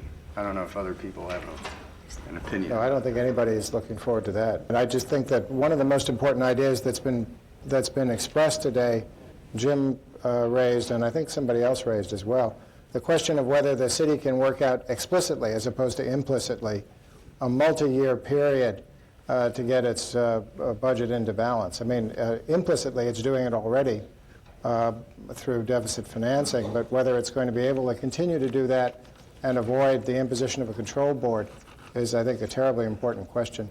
This has been a wonderful panel and an extraordinary opportunity. You'll never see something like this again, I don't believe. And I want to thank the panelists and thank the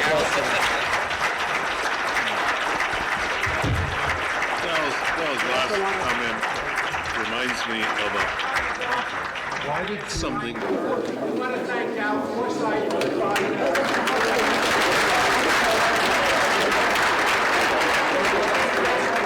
The third session in this program will probably schedule for the end of February. We haven't settled a date, and it will focus on the whole view of the crisis as seen through the eyes of people who are at the three levels of legislative government, at the federal level, at the state, and at the city, and try to get a perspective of what it looks like from there. So thank you for coming, and have a great day.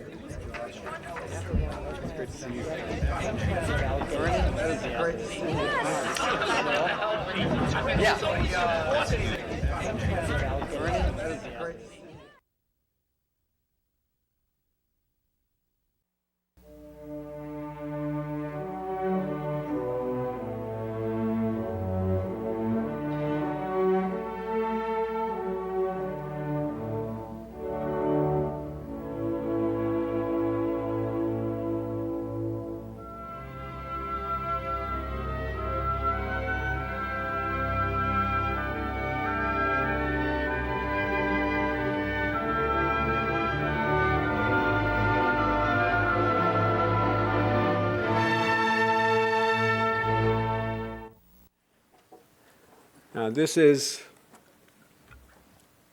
one of those occasions that I just absolutely enjoy. This is the second in a series. What this reminds me of is growing up as a kid in New York City. One of the things I used to look forward to was every Saturday going to the movie. And between the two feature films, there was always a serial. And you'd end one program with a cliffhanger about what would happen with the next one. And for those of you who were fortunate enough to have been here in October when Peter initiated the series, I think we got a very good introduction to the history of our representative government and the impact term limits has had on it. And Peter left us with the cliffhanger about what it's like being a large municipality like New York in a state like New York, where so much of what happens here is governed by what happens north of us. And so I'm anxious to hear the second installment on this four-part series.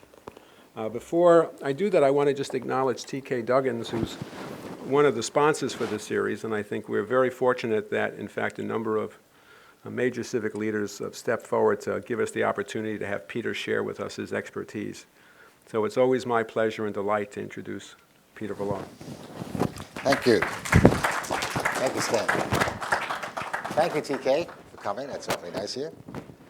Those of you who want to build your money up, see TK. He's a Delaware investment company. What is it? Durham Asset Management. That's right. Whatever it is, it's good. And we have some really very distinguished people here tonight, in addition to my assistant professor here, Gary Altman, who is the not only the conscience of the City Council, but the brains of the City Council. Gary is here, and he'll be talking a little later. And we have a very special visitor tonight, who was if you read my book when it comes out, which will be sometime in my lifetime, I believe, but I think in the spring next year, when you read my book, I describe him as the smartest lawyer I have ever met, the most ethical lawyer I have ever met, the one who was most responsible for some of the great laws that we passed over the last decade. Now a civil court judge, soon to be a Supreme Court judge, Richard Weinberg. Richard, thank you very, very much for being here. He wrote that paragraph in the book. Anyway, what I wanted to do tonight was just to give a few-minute review of what we talked about last lecture, and then to bring Gary up, who will give you a 10-minute or a few-minute discussion of some of the specifics of what I talked about, and then leave at least 15 or 20 minutes for questions. So we start a little late, but I think it's because of the season, and we'll make up for it by talking quicker than I ordinarily would talk. But in any event, what the real purpose of this lecture is to try to get young people to understand what government in this great country of ours is all about, and get others, like myself, not to lose faith in what goes on in government, but to somehow get others to participate in it. Because this is supposed to be a government of the people, by the people, and for the people. Emphasis on people. It's not supposed to be a government of the elite or of a special class of people like we broke away from with the aristocracy. And for all of humankind, for all of recorded history, it's always been very, very difficult for people to govern themselves because people naturally disagree. That's part of free will. And I always start off with the prophet Micah because 3,000 years ago, the Jewish people were trying to say, well, what does God expect of us? What does he want? How are we supposed to govern ourselves? And this great prophet Micah, after consulting with God, that all that is required of you is to do the right thing, to love goodness, and to walk humbly with your God. Now, it was left up to the people to decide what is the right thing to do. Okay, and that's a great question. Well, they tried dictatorships and kings and queens and emperors and everything that you could possibly imagine. And it always resulted in some kind of a huge war or battle between that particular ruling class, between the king and the parliament or whatever you had. But a couple of hundred years ago, this country was founded by people who believed that power doesn't come from a president or from a mayor or from a governor or from a legislature. And they came up with a great little piece of paper, which I considered one of the best things ever written, ever, called the Declaration of Independence. And that really is the map upon which the Constitution is based. We hold these truths to be self-evident, that we are endowed by our Creator, meaning a higher authority than anything here on earth. We are endowed by our Creator with certain unalienable rights, life itself, liberty, and the pursuit of happiness, which is what we all try to do every day. We are all pursuing happiness in one form or another. And to secure these rights, governments are instituted deriving their just power, and this is the key, first from the Creator, and where they get their power from, deriving their just power from the consent, you have to agree, the consent of the people. And the way we agree is by having elections, and whether you elect them or not, so majority wins, and we live with whoever our elected officials are, presidents, vice presidents, speakers, and judges that we elect, and whatever else there is. But it's a great system, but what's happening in this country is that less than 20% of the people are voting in their municipal and their state elections. That's a very dangerous situation. Very dangerous situation, because if you don't have good people coming into this system, we could lose it. And that's one of the reasons why I'm doing this course, and I'm trying to explain how important it is that you participate in a system, even if you don't necessarily like the people that are in it. You change the people that are in it. We all have that magnificent power to vote. Going into that, last time we discussed about, balance of powers. How do you ensure that one person doesn't become so strong, a president, a mayor, a governor, that he or she is going to dictate and dominate?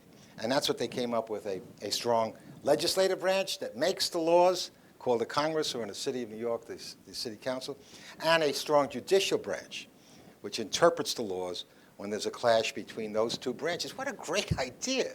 What a wonderful idea. Imagine if you had to figure out how to make government work. I mean, what better way than try to balance it so that no one branch ever becomes so powerful? And a great city of New York, which would be one of the strongest countries in the world all by itself, certainly every one of our counties, where I come from, Queens County, would be the 19th largest state, just to put things in perspective. This is a great textbook and example of how this balance of power should work. And we had this old group called the Board of Estimate, which Richard helped throw out with his magnificent briefs as a co-counsel and as submitting briefs when the case was brought to the United States Supreme Court. We got rid of the Board of Estimate, which used to run the city, because they didn't give the people any power. The people through their legislators, who they elect from their various districts. And that was changed in 1989, and I was privileged to be the first speaker of the new empowered city council, which now had true balance and which began the process of reforming the city of New York. We took ourselves out of bankruptcy back in the dark days. We rebuilt our law and order. We built our police force. We change the policy of the homeless, not to just to warehouse them in huge places, but to try to have a transitional process where they can actually get back into a home, to try and change welfare so that that doesn't become a way of living forever, but try to get people trained and to give them the means to make a livelihood and to get themselves out. The policy when we first took over was, don't do anything for the homeless. Let them stay on the streets because they'll go somewhere else. And you can't make it too nice, because if you make it too nice, they'll come from all over. And we proved just the opposite. The more you help, the quicker they get off become homeless, and the quicker they go back into society. First, you have to find out what the problem, but that's a whole new thing. Anyway, we reformed things, and then a well-meaning billionaire by the name of Ronald Lauder comes along, and he ran for office against Rudy Giuliani in a Republican primary about 15, 16 years ago. Spent $14 million, got 14,000 votes, and was creamed. Well, he got really ticked at that, and he said, we got to change the system. So he came up with what's called term limits, and he launched it throughout the nation. It was Republican. Republicans loved it because most of the Democrats were in office. It's the only way they could get them out. So they embraced term limits. But you couldn't do it to Congress because that's unconstitutional. You couldn't do it in the state legislature because that's unconstitutional. So where could you do it? City of New York. Let's get them. And everybody knows somebody that they hate in government. So they figured this is a good way of getting rid of a president. But all they were doing was getting rid of the new empowered city council, which was doing a great job over 12 years, which had brought the city to a pretty good situation, working on a balanced thing, and they threw everybody out at the same time. And left us into a situation where one of the greatest crises that ever occurred, 9/11, was all new people. People who don't, just think of your own business or whatever you do. If everybody left at the same time, I'm sure there's a lot of qualified people who could take your place. But how long would it take them to learn what you already know? How long would it take them to make the same mistakes you made and would not repeat? And that's pretty much what happens. And what's happening when you throw out a whole legislative body at the same time.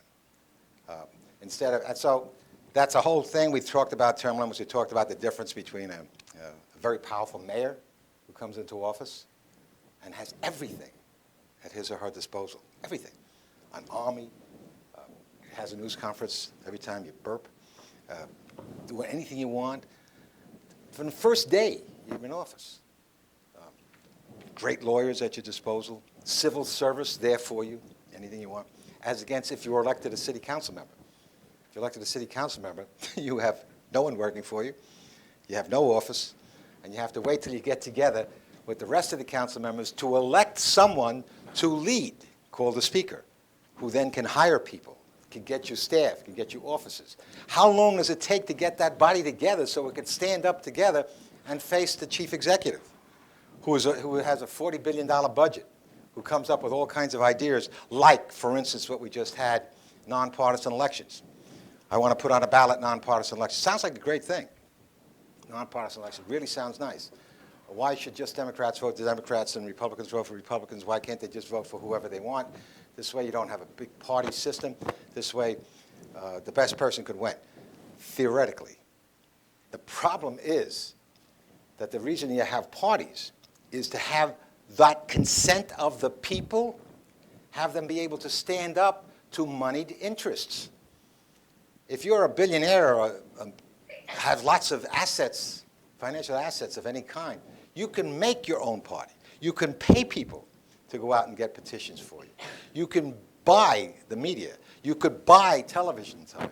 You could buy an election, unless you have an organized way of getting other people involved who volunteer their time and who don't get paid this kind of stuff. And one volunteer is better than 10 paid people, incidentally. But in any event, that's balance. So the people were smart enough to vote that down in the thing, even though ostensibly it looks like it's a good thing. So that brings us to where I wanted to be tonight, which is this great city supposedly has home rule, meaning that when it comes to things that affect the property, what is the language? Thank you very much, Judge. The property affairs in government. The city is supposed to have control of its own destiny.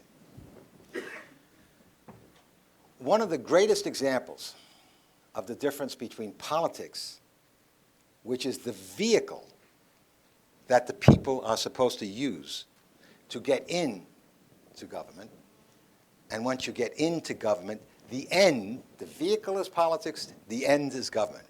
The end, when you get in there, you're no longer Republican, Democrat, conservative, liberal. You are now the president, the mayor, or council member. You are now supposedly doing what's best for all of the people, not just for the party that put you there until the next election. So we have politics, we have good government. We have the vehicle, and we have the end. The end, unfortunately, in Albany, has turned completely upside down. Instead of politics becoming the vehicle to get you into government so that you could do the right thing for all the people, government has become the vehicle for politics to take over. And decisions are now not made for what's benefit of all the people. Decisions are now made of what's good for the Democratic Party, what's good for the Republican Party. What a ridiculous situation. What an absurd situation. And the height of arrogance occurred when we had what's called a commuter tax, but it's not a tax, it's a use fee. There are 21 major cities in this country, not counting states, that have a personal income tax to help balance their budget. And in every situation where you're called upon to pay an income tax because you work in the city of New York and you live in the city of New York, people who don't live in the city of New York, or whatever city we're talking about, who come into that city and utilize the services, utilize the protection, utilize the hospitals, utilize everything that we pay for, they are asked to pay a small proportion of that income tax called a commute use fee for using the services. It amounted to half the price of a token. Half the price of a token. I campaigned for governor in all 62 counties of this state. No single human being anywhere outside the city of New York ever said, what's your position on a commuter use tax? Or we oppose the commuter use tax. No one ever mentioned it. Shortly before 9/11, several months before 9/11, we had an opening. This is really fascinating, and very few people even know about it. If they did, they would rise up and protest. But in any event, we had a senator by the name of Joseph Holland in Rockland County, a Republican candidate, a Republican incumbent senator. We have a Senate in the state of New York that has approximately a 7-majority Republican domination with a Republican president of the Senate by the name of Joseph Bruno. We have an assembly, and a candidate that was replacing Joseph Holland was named Social Services Commissioner by Governor Pataki, creating a vacancy. To fill that gap, the person who was going to run for that office, the Republican who was going to run for that office, was named Thomas Morahan, not Monahan, Morahan, okay? And he was an existing assemblyman, a pretty powerful guy. Everything is perfectly fine. So we have now a strong candidate on a Republican side to take this Senate seat from Rockland County. On the Democrats say, you know, we have a shot at this. Maybe we can start whittling down that 7-member majority. This is all politics. So let's get a strong candidate. And they got the strongest candidate they could find, a nice guy by the name of, these are all nice people, incidentally. I don't mean to talk about any. His name was Kenneth Zabrowski. And he was the leader of the Rockland County legislature. So fairly well-known Democrat. So you had two well-known people running against each other for this vacancy. Fine. Who cares except people in Rockland County? Okay. Now, the Republican who's running said, you know something? There's a commuter tax. Why should people who live in Rockland County have to pay a tax just because they live in? I'm going to oppose that. I'm going to introduce a bill. Who cares? This is just politics. You know, fine. Nobody likes to pay a tax. Somebody said to you, you want to get rid of a tax? You say, sure. Which tax can we get rid of? And this is what's, so he takes this position. Now, the Democrat, Zabrowski, says, well, I don't want to pay a tax either, because he wants to level the playing field. So still, it's all politics. Nobody really cares, except people in Rockland County. In any event, then Joseph Bruno, the head of the state legislature, Senate, says, you know, this is kind of dangerous. These Democrats are talking about taking control of the Senate away. So what I'm going to do is really stick it to them, and I'm going to pass a one-house bill. Now, a one-house bill means nothing unless the other house passes it and the governor signs it. So he passes this. Now, I'm the speaker, and the Mayor Giuliani's the mayor. We said, what, are they nuts? And we run up to Albany. Now, this is before 9/11. We're doing pretty good. We have a balanced budget. We have $1 billion reserve. But this is $500 million a year of recurring revenue. Recurring. It's so important to have recurring revenue. If you're living on a budget and somebody gives you $1,000, say, here's a present of $1,000, that's wonderful. But you're not going to get that present again next year for $1,000. So you can't really budget it. You can only spend it maybe buying a refrigerator, but you can't depend upon $1,000 every year. But this is money every year, essential in our budget, tremendously important in our budget. So we both go up there and say, you can't do this. This is ridiculous. They said, don't worry. He says, Joe Bruno says, don't worry about it. He says, they'll never pass it. The Democrats in the Assembly will never pass it. Sure, they'll never pass it. We go over to the other side, and the Speaker of the Assembly, Shelley Silver, says, you know what that bum did? He's putting us, what do you think? This is politics. I'm not going to let him get away with that. I'm passing it too. Go see the governor. So we go to the governor. Governor, you're the governor of the state. You can't let the largest city in the state, that's the economic engine that drives the state, and to a great extent the country, take a hit like this. You can't take $500 million out of our budget. What, me? Vote in favor of a tax? Of course not. If that's on my desk, I sign it. Press couldn't care less. Nobody in the city understood or cared. Nobody understood that what happened here was strictly politics.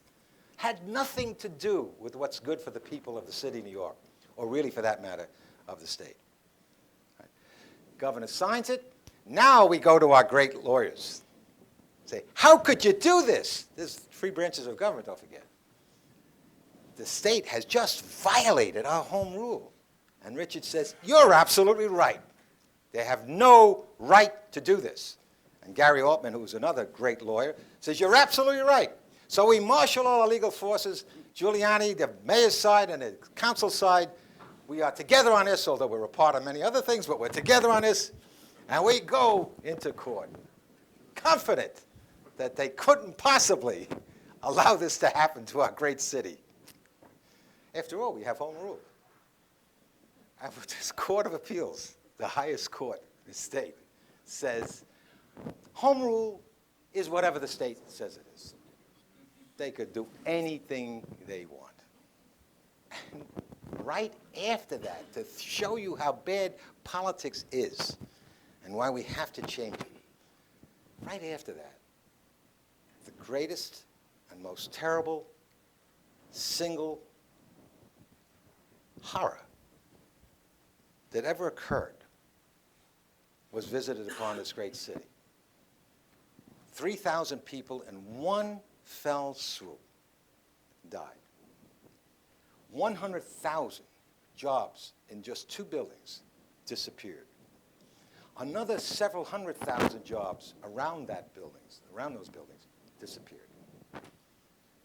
Apart from the human factor, which could never be replaced, the economic hit on this great city, it's the only city in the world that could have survived that kind of a terrible economic. It meant hundreds and hundreds of millions of dollars taken out of our budget just like that. Now, when there was a disaster in San Francisco, an earthquake, just a couple of years ago, no one had to ask the governor or the state legislature to help. They immediately passed a statewide assessment to help rebuild San Francisco. What did the state and the governor do for the city of New York? Does anybody know? Nothing. Zero. Now, the mayor, brand new, and the council, brand new, had no idea what they were facing up in Albany. That their goal is political. Obviously, this mayor and this council thought they would do the right thing. They certainly will give us back the commuter use fee, because it doesn't affect their budget one penny, not one penny. It doesn't affect their budget at all. Give us back at least that $500 million. And what are you going to do besides that? How else are you going to help the city? So the mayor and the council, to a certain extent, relied on promises made by the big three up in Albany. Don't worry, right after the next election, we'll be there to help you. Everybody had tears in their eyes on September 12th. The president came and promised billions of dollars, which we're having problems with right now. Governor, state legislature, we have no promise. After the election. After the election, the mayor, figuring they were going to help us, takes the very small commuter tax that we had, $500 million, and says, well, at least make it $2 billion, because we have such a tremendous, just to make up for the money that we lost. Instead of getting $2 billion, they didn't get 2 cents. Nothing. Not only did they not give the commuter use fee back, but the governor in his proposed budget says, we're going to help you, the city of New York. The Congress and the president have guaranteed $1 billion to you. Here, we're going to give this to you. But governor, you have nothing to do with that. That's federal money. Oh, no, well, it's passing through the state. And that was the budget he proposed, which we couldn't believe. I say we, meaning since I wasn't in government at the time, but the people in government couldn't believe that. So the state then he goes away. He leaves. So that the state legislature, for the first time, at least that I know of, adopted its own budget. Not giving us the commuter use fee, but attempting to give about $500 million by saying they were going to pay off some of our bonds over the next few years, which was a little bit of help to the city. The governor sued to stop that. He says, we have a budgetary problem. We can't give any money to anybody. So where we are, folks, is that three well-meaning people, and there are well-meaning people up there, because of the lack of public attention and the lack of accountability, were able to say to the city of New York, you have a problem, we're going to help you. Here's how we're going to help you. Raise your taxes. We'll allow you to raise your own taxes. Now, you don't have to be a genius to figure out that one way of balancing a budget is to raise taxes. But you have to be a total idiot to think that that's the only way they could have helped. So in terms of politics against good government, if something like this could happen and no one seems to rise up in protest, what else could happen? Unless you get interested again, unless we get people interested again, unless we get people saying to their representatives, I don't care whether you're Republican or Democrat, it has nothing to do with this. What are you doing? If we tried to do this in the city of New York, which is the center of media attention of the world, we probably would have been indicted and thrown away. Because you can't really do anything in City Hall without there being a great amount of attention on it. And the press really rises up. And that's going to be my next lecture, the power of the press and the power of the media. If they really want to do something, they can do almost anything they want. They can create you very quickly, and they can destroy you even quicker. They love to do that, up and down, all around, as long as it gets attention, and as long as it makes sells papers. But in any event, one way of affecting this, one is that campaign financing that we discussed last lecture was one way of leveling the playing field by having public funds come out. If you agree not to spend more than a certain amount of money and abide by certain principles, you'll get public funds so you don't have to be a very rich person to run for office. That's campaign financing. But everyone who is among the people has to raise funds. We were just at a fundraiser last night that we were talking about for my own son. Everyone has to raise funds. And everyone has to go to the people and say, look, I want to be a council member, I want to be an assembly member, I want to be a senator, and this is my platform, this is what I want to do, and this is how I want to do it. Would you please help me? Can you afford $10? Now, in the city of New York, $10 becomes $50 because there's a 4-to-1 match, which is great. So we're encouraging small contributions to match the big people who don't have to do this. A lot of people can afford $10 or $25. Not everybody can afford the big kind of money that others raise. In any event, am I scratching again here? Where's my man? But in any event, so one of the things I'm recommending is I've sent a letter to every state legislator and everyone up there saying, you want to come to the city of New York to raise money? You know, you need money? Fine. What are you doing to help the city? What are you doing? What's your position on a community use fee? I refuse to call it a tax. It's not a tax. What's your position on a community use fee? What else are you planning to do? Perhaps we might be able to get the attention of our officials up there to make them accountable. What are you doing to help? Same thing with our Congress members. As we talk to you right now, the city of New York gives billions of dollars more to both the federal government and to the state government than it gets back. Senator Moynihan, one of the greatest senators that we've ever had, every year would come out with a detailed analysis of the amount of money that we are being discriminated against. Even for the terrorist money that Congress appropriated, they decided to go on a per capita basis, meaning that the average New Yorker gets $5.39. The city gets $5, and members of the state, to utilize in trying to protect against a similar terrorist attack as happened before. If you live in Wyoming, you get $139 per person. It's nonsense. I don't think Wyoming is a target of terrorists. God, I hope not, anyway. But anyway, it's just not fair. It's just the discriminatory formulas have never been fair when it comes to the city.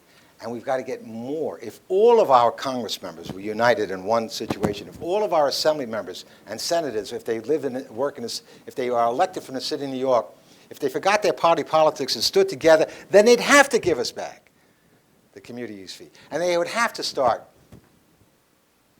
leveling the playing field. One example I'll give you, then I'm going to turn it over to Gary. One example I'll give you. Medicaid. Medicaid is a federal program. The federal government says, if you want to participate in Medicaid, and everybody does, those are people who have no money whatsoever to pay for any kind of medical bills. If you want to participate in Medicaid, we will give you half the money it cost you. So, state of New York, we're giving you $6 billion. Now you match it. And that'll cover the entire Medicaid bill in the state of New York. The state of New York says, okay, but we're going to have half of that payable from taxes from the city of New York. So the state of New York insists that the city of New York pay half of the Medicaid bill. The only one in the country that does it. That inequity alone is $3 billion for the city that it should not have to be spending. That alone. Just one thing. We won't talk about transportation. We won't talk about education, where the courts have already decided that they have to change it because it's unconstitutional, it's illegal, it's immoral, it's everything, the school formula. Just one example. It could and should be changed. It has to be changed. It'll take time, but it'll also take education. It will take people understanding what's going on and doing something about it. It will take the people whose consent is required for government to work, to stand up and make accountability the key. Otherwise, it's going to get worse. If we can't get more than 20% of the people to participate, it'll get worse. And there's no way that we can let the greatest formula for governing that any human minds have ever been able to come up with just go down a tube. I'm going to call upon Gary now, Gary, to fill in some of the statistics that I left out, and then we're going to open up the questions. We even have a microphone back there, and we're right on time. Come on up. This is Gary Altman. Thank you.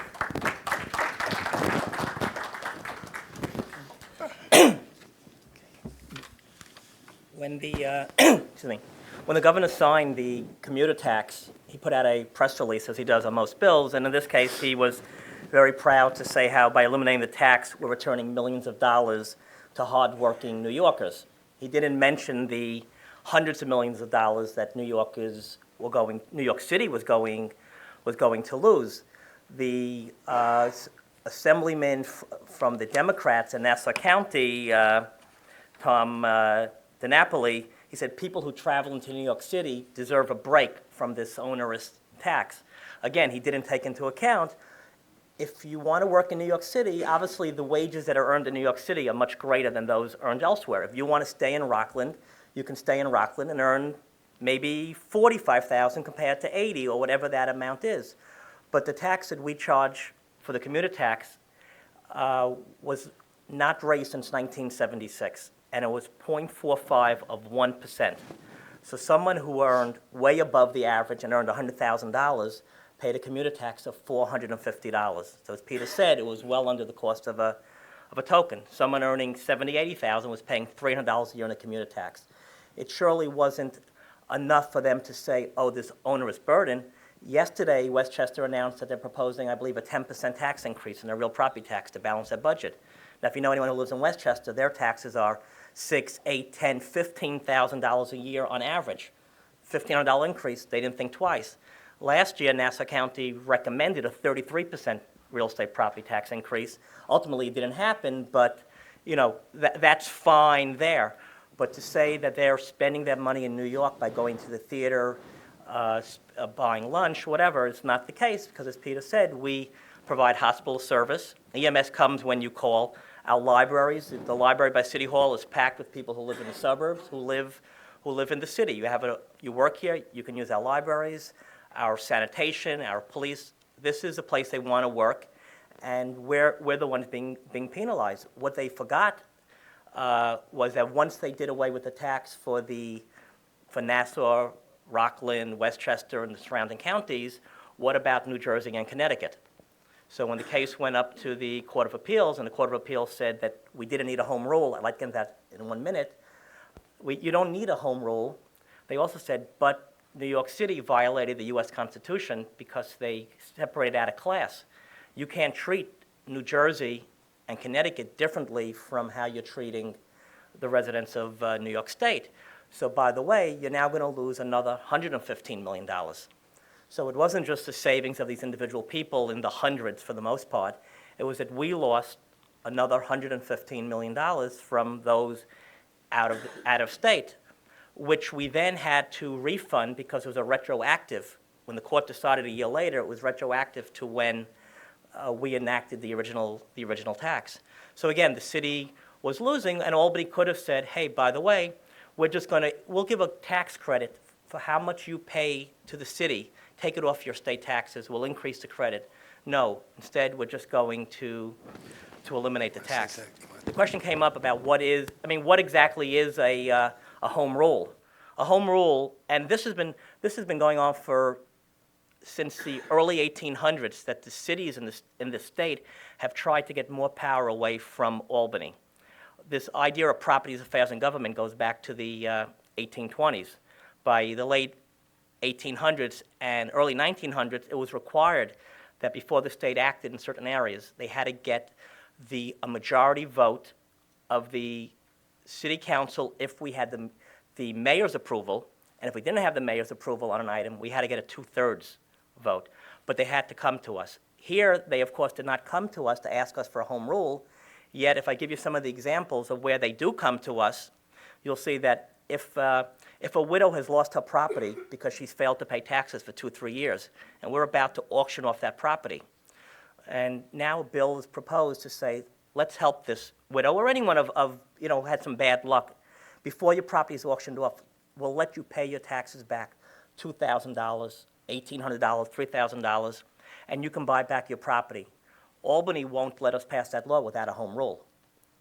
So they take a very minor things. If they're thinking of building a water filtration plant up in the Bronx, and we may or may not want it, it's around Bronx High School of Science, Jerome Park Reservoir area, it's around some very large middle-income co-ops, Albany requires a home rule. They could have just declared that area parkland and said, we're not going to do it, we're going to do it.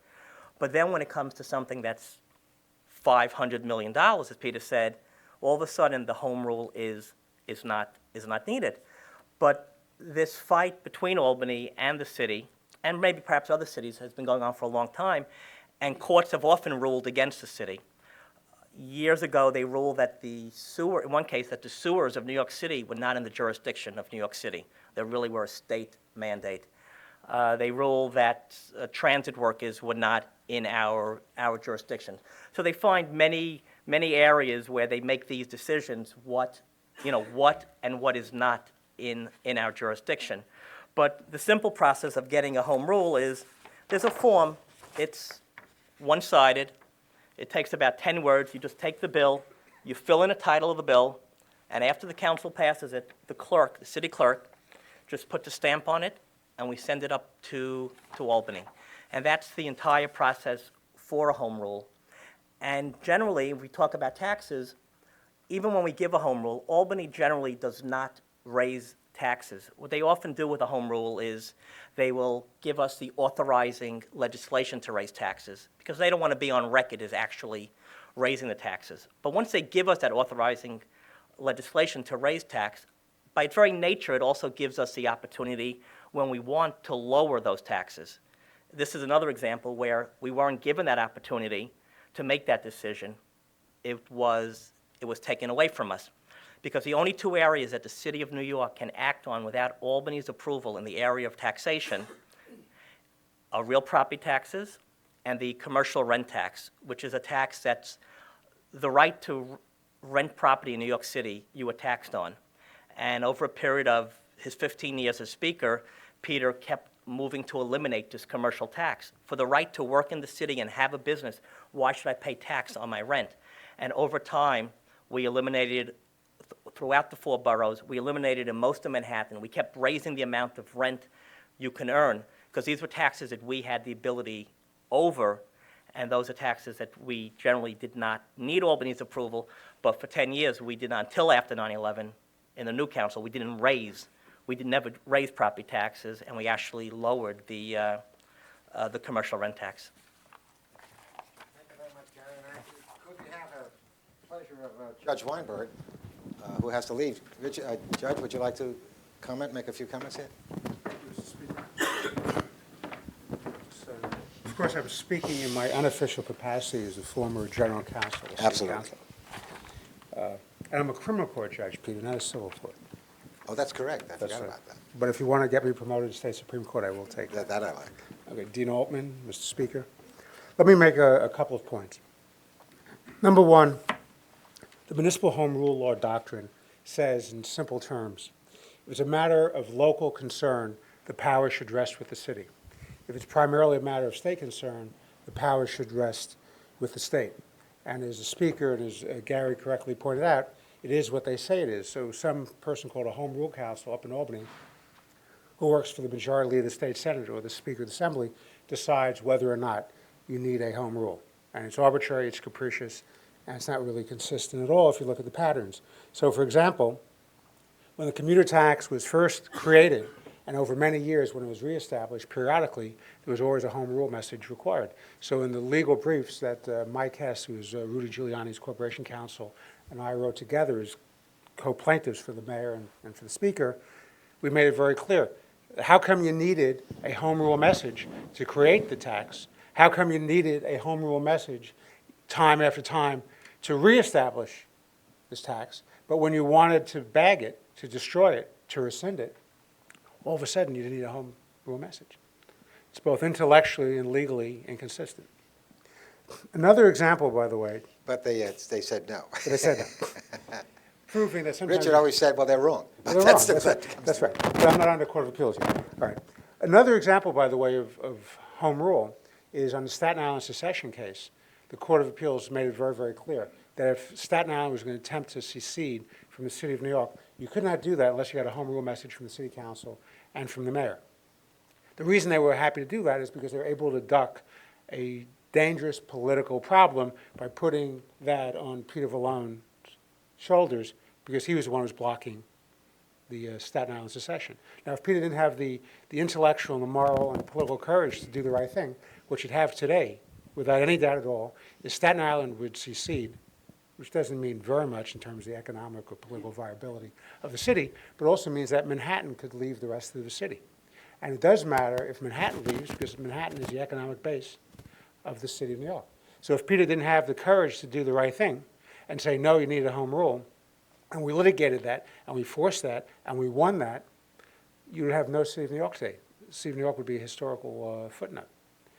Also, let me point out two other phenomena about the power of Albany that didn't come up tonight, but I think is very, very important. If the state legislature passes a law and it occupies that field, that's called preemption. And that preemption can come one of two ways.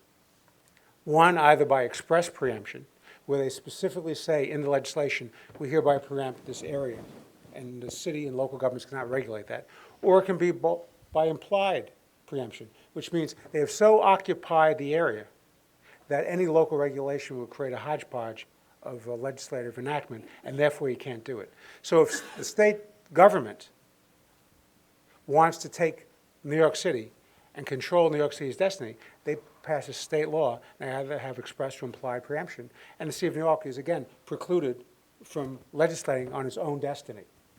Another way they have of doing this, and this is probably one of the dirty little secrets of government, is the creation of state public authorities.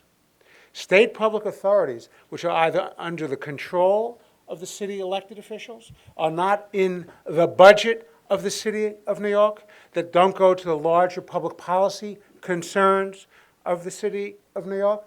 You create a public authority, and it's out of the zone of local governmental control. One illustration, why don't you take the Metropolitan Transit Authority? What control do we have over the increases to the subway fare? None, because the public authority, controlled by the state government, decides what to do about that. What control do we have over the land use over Battery Park City, which is the most important economic land use package ever created in the Northeast and perhaps the country? None, because a public authority called the Battery Park City Authority controls it. What control do we have over our own financing in the 1973-74 fiscal crisis? Did we have? The answer is none, because we created a municipal assistance corporation and the bonds coming out of that. Again, everything that had to do with the city of New York's destiny was controlled by public authorities. And the other problem is, and there's another unspoken rule with respect to how Albany controls the city, is that the legislature can create a series of legislative enactments which are called unfunded mandates, which means that they tell the city of New York, you shall have so much in a class size, so many security guards at a hospital, so many taxi cabs on your streets, and you have to pay for it.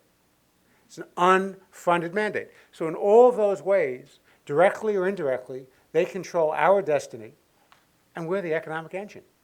The city of New York, with all due respect, does not need the state of New York. Again, I'm speaking in my unofficial capacity. Thank you, Mr. Speaker. Thank you very much, Your Honor.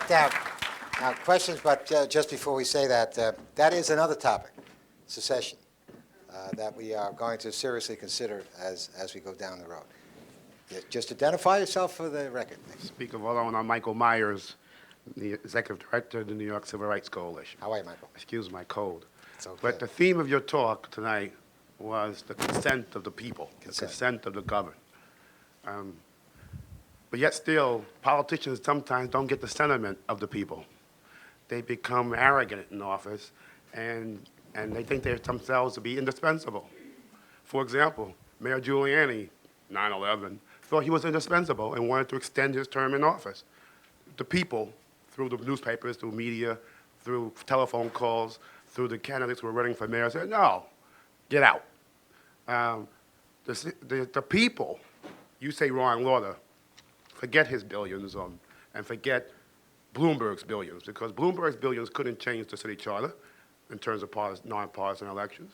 Ron Lauder's billions, whatever, didn't tell the people how to vote, didn't dictate the people how to vote. The people voted twice in referenda for term limits. The mayor, the city officials, and yes, the city council.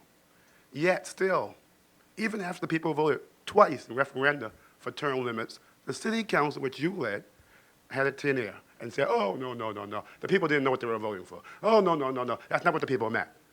And the city council even dared to try to overturn the people's referendum on term limits. Well, now, I'm going to say to your credit, this is where you come in, to your credit, and maybe because you're into a question. I'm going to put the question to you. It may be because you were running for mayor, but to your credit, you stood in the city council and told them to do the right thing, and that is not to overturn the people's referendum.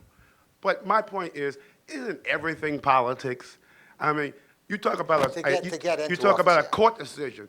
In New Jersey, the court 30 years ago talked about school financing and what we just said today in New York. But they've been litigating the issue of school financing equity for 30 years. Everything's politics. It goes to the legislature, it goes to the executives, it goes back to the people. Justice is slow, Michael, but it eventually gets there. You know, it gets there with Brown against Board of Education. Sometimes it takes a century, but it'll get there. And that's why it's so important we have the balance. Do we agree with them? No. The greatest lawyer I ever met says the Court of Appeals is wrong on this home rule, and I happen to agree with him. But, you know, there's always a precedent for it. But I just want to clear something up. The council did not throw out term limits. What the council did do was to adjust so that everybody served. Okay, all right. I have the privilege of serving 9 years on the city council, along with the speaker. Unfortunately, they abolished my office. I had to find work elsewhere, and mayors were good enough to appoint me. We didn't abolish you, Henry, just the office. Right. And I think what you said was terrific about the state, the dominating, exploiting the city, and really not supporting it financially, but causing it additional financial burdens. And I know you tried to change that when you ran for governor, and if you had won, it might have been more equitable in terms of certainly the way the state dealt with the city. But what happened when Mario Cuomo was governor for 12 years? Was the city treated better than it was when George Pataki was governor? And I don't know the answer to this question. One thing, Henry, let me help you with that. Mario Cuomo, to his great credit, at the end of his term, had reached an agreement with both sides of the legislature to phase out Medicaid burden placed on the city over a 10-year period. That would have saved us today $4 billion. So what Mario did to get both sides of the political fighting warriors up there, actually to do that was a tremendous thing. And the only reason I think that worked, and one of the reasons I hope it'll work again, is because it isn't just New York City, it's all the big cities in the state. Buffalo, Syracuse, all of them have that same kind of a burden that we have. So that got the kind of permission. So that was one of the great achievements of Mario, which was immediately wiped out as soon as there was a change. I see. Thank you. Thank you, Henry. It was a pleasure to have you here. Oh. I have trees named after me because of you, and I appreciate that. Well, Thank you, let me Henry. just say, the speaker, in his years, the speaker was always a great friend of trees. He It could be actually counted on. counted the trees in the city of New York. Right. And I'll never forget that. That was a 497,000. Yeah, And, it was a Thank you, pleasure. Henry. Okay. Thank you. Yes, thank you very much, Henry. One of the great public servants of our city. Thank you. Before I ask my question, I'd just like to say I'm enjoying this evening. I'm enjoying the Thank you. speakers, the information being given, and I regret the fact that I wasn't at the prior meetings. I'm looking forward to coming to the next meeting when you talk about secession, because I remember when Jimmy Breslin and Norman Mailer Yes, ran. they ran on that platform. On that Well, next, platform. next is going to be about the media. We'll bring No, I in understand, secession. but the future. But my question is, maybe the reason the 20% only are voting in the elections is the fact, or part of the reason, is the public authorities that have such power, such as the MAC and such as the MTA raising the fare, are individuals who are not elected into office. They seem to be the individuals who have all of the controlling power in so many of the economic engines that support, or I should say, economic foundations that support this city. Well, there's a good reason for that, and it's always a balance. There was a time when many of the public officials, elected officials, were corrupt in the city of New York. No. Yes. It was an image that it took me a long time to change. The council used to be known as the den of thieves, and it was terrible. It had a terrible reputation. But that changed, and I can truthfully say, although it may seem like I'm going after silver or blue, and I'm not, or Pataki, I'm really not. These are good people, they really are. It's just that they need a refocusing again on what that's there for. Forget the politics. No one really cares about that. Yes, it is important. Otherwise, you wouldn't have gotten there in the first place. But you're there now, and do what's good for everyone. The authorities, in many sense, took away from the greedy Boss Tweeds of the world, the ability to siphon off this money, put it in their pocket. But what's happened is you're absolutely right. They become so powerful, they're beyond us. We can't touch them. It's too much. The balance has gone too far. And it really should have to come back. Who can do it? Only the people who created them. That's the state legislature and the governor. Well, perhaps we can have some sort of session to find out how we can create a people-run Seabury Commission. That's a great example. Yes, ma'am. Just identify yourself. And we'll Sure. close. My name's Allison Sesso. I'm with the Human Services Council, but I'm also a student here at the MPA program. Good. I just was a little confused. You talked about this strategy in terms of getting the commuter tax back. You said that... Please call it community use fee. Community user fee. You're right, it is a user fee. But you said that you're trying to get people who want to campaign down here and get fundraising and things like that and get them sort of on board. But you also, you obviously realize that the people in charge there are the three men in the room. So, I think that a better strategy might be to try and get them to want it somehow, to get them... because getting these individuals, unfortunately, these people don't have any power, even if they're elected. The only way you can get to be speaker, like I was, or president of the Senate, is to have a majority vote of the legislators there. Right. If a block of legislators who represent the city of New York, there are 7 Republican senators, who incidentally all voted against the community use fee, so this is not political. All right, they all voted against it, so, I don't want to cast any aspersions on them.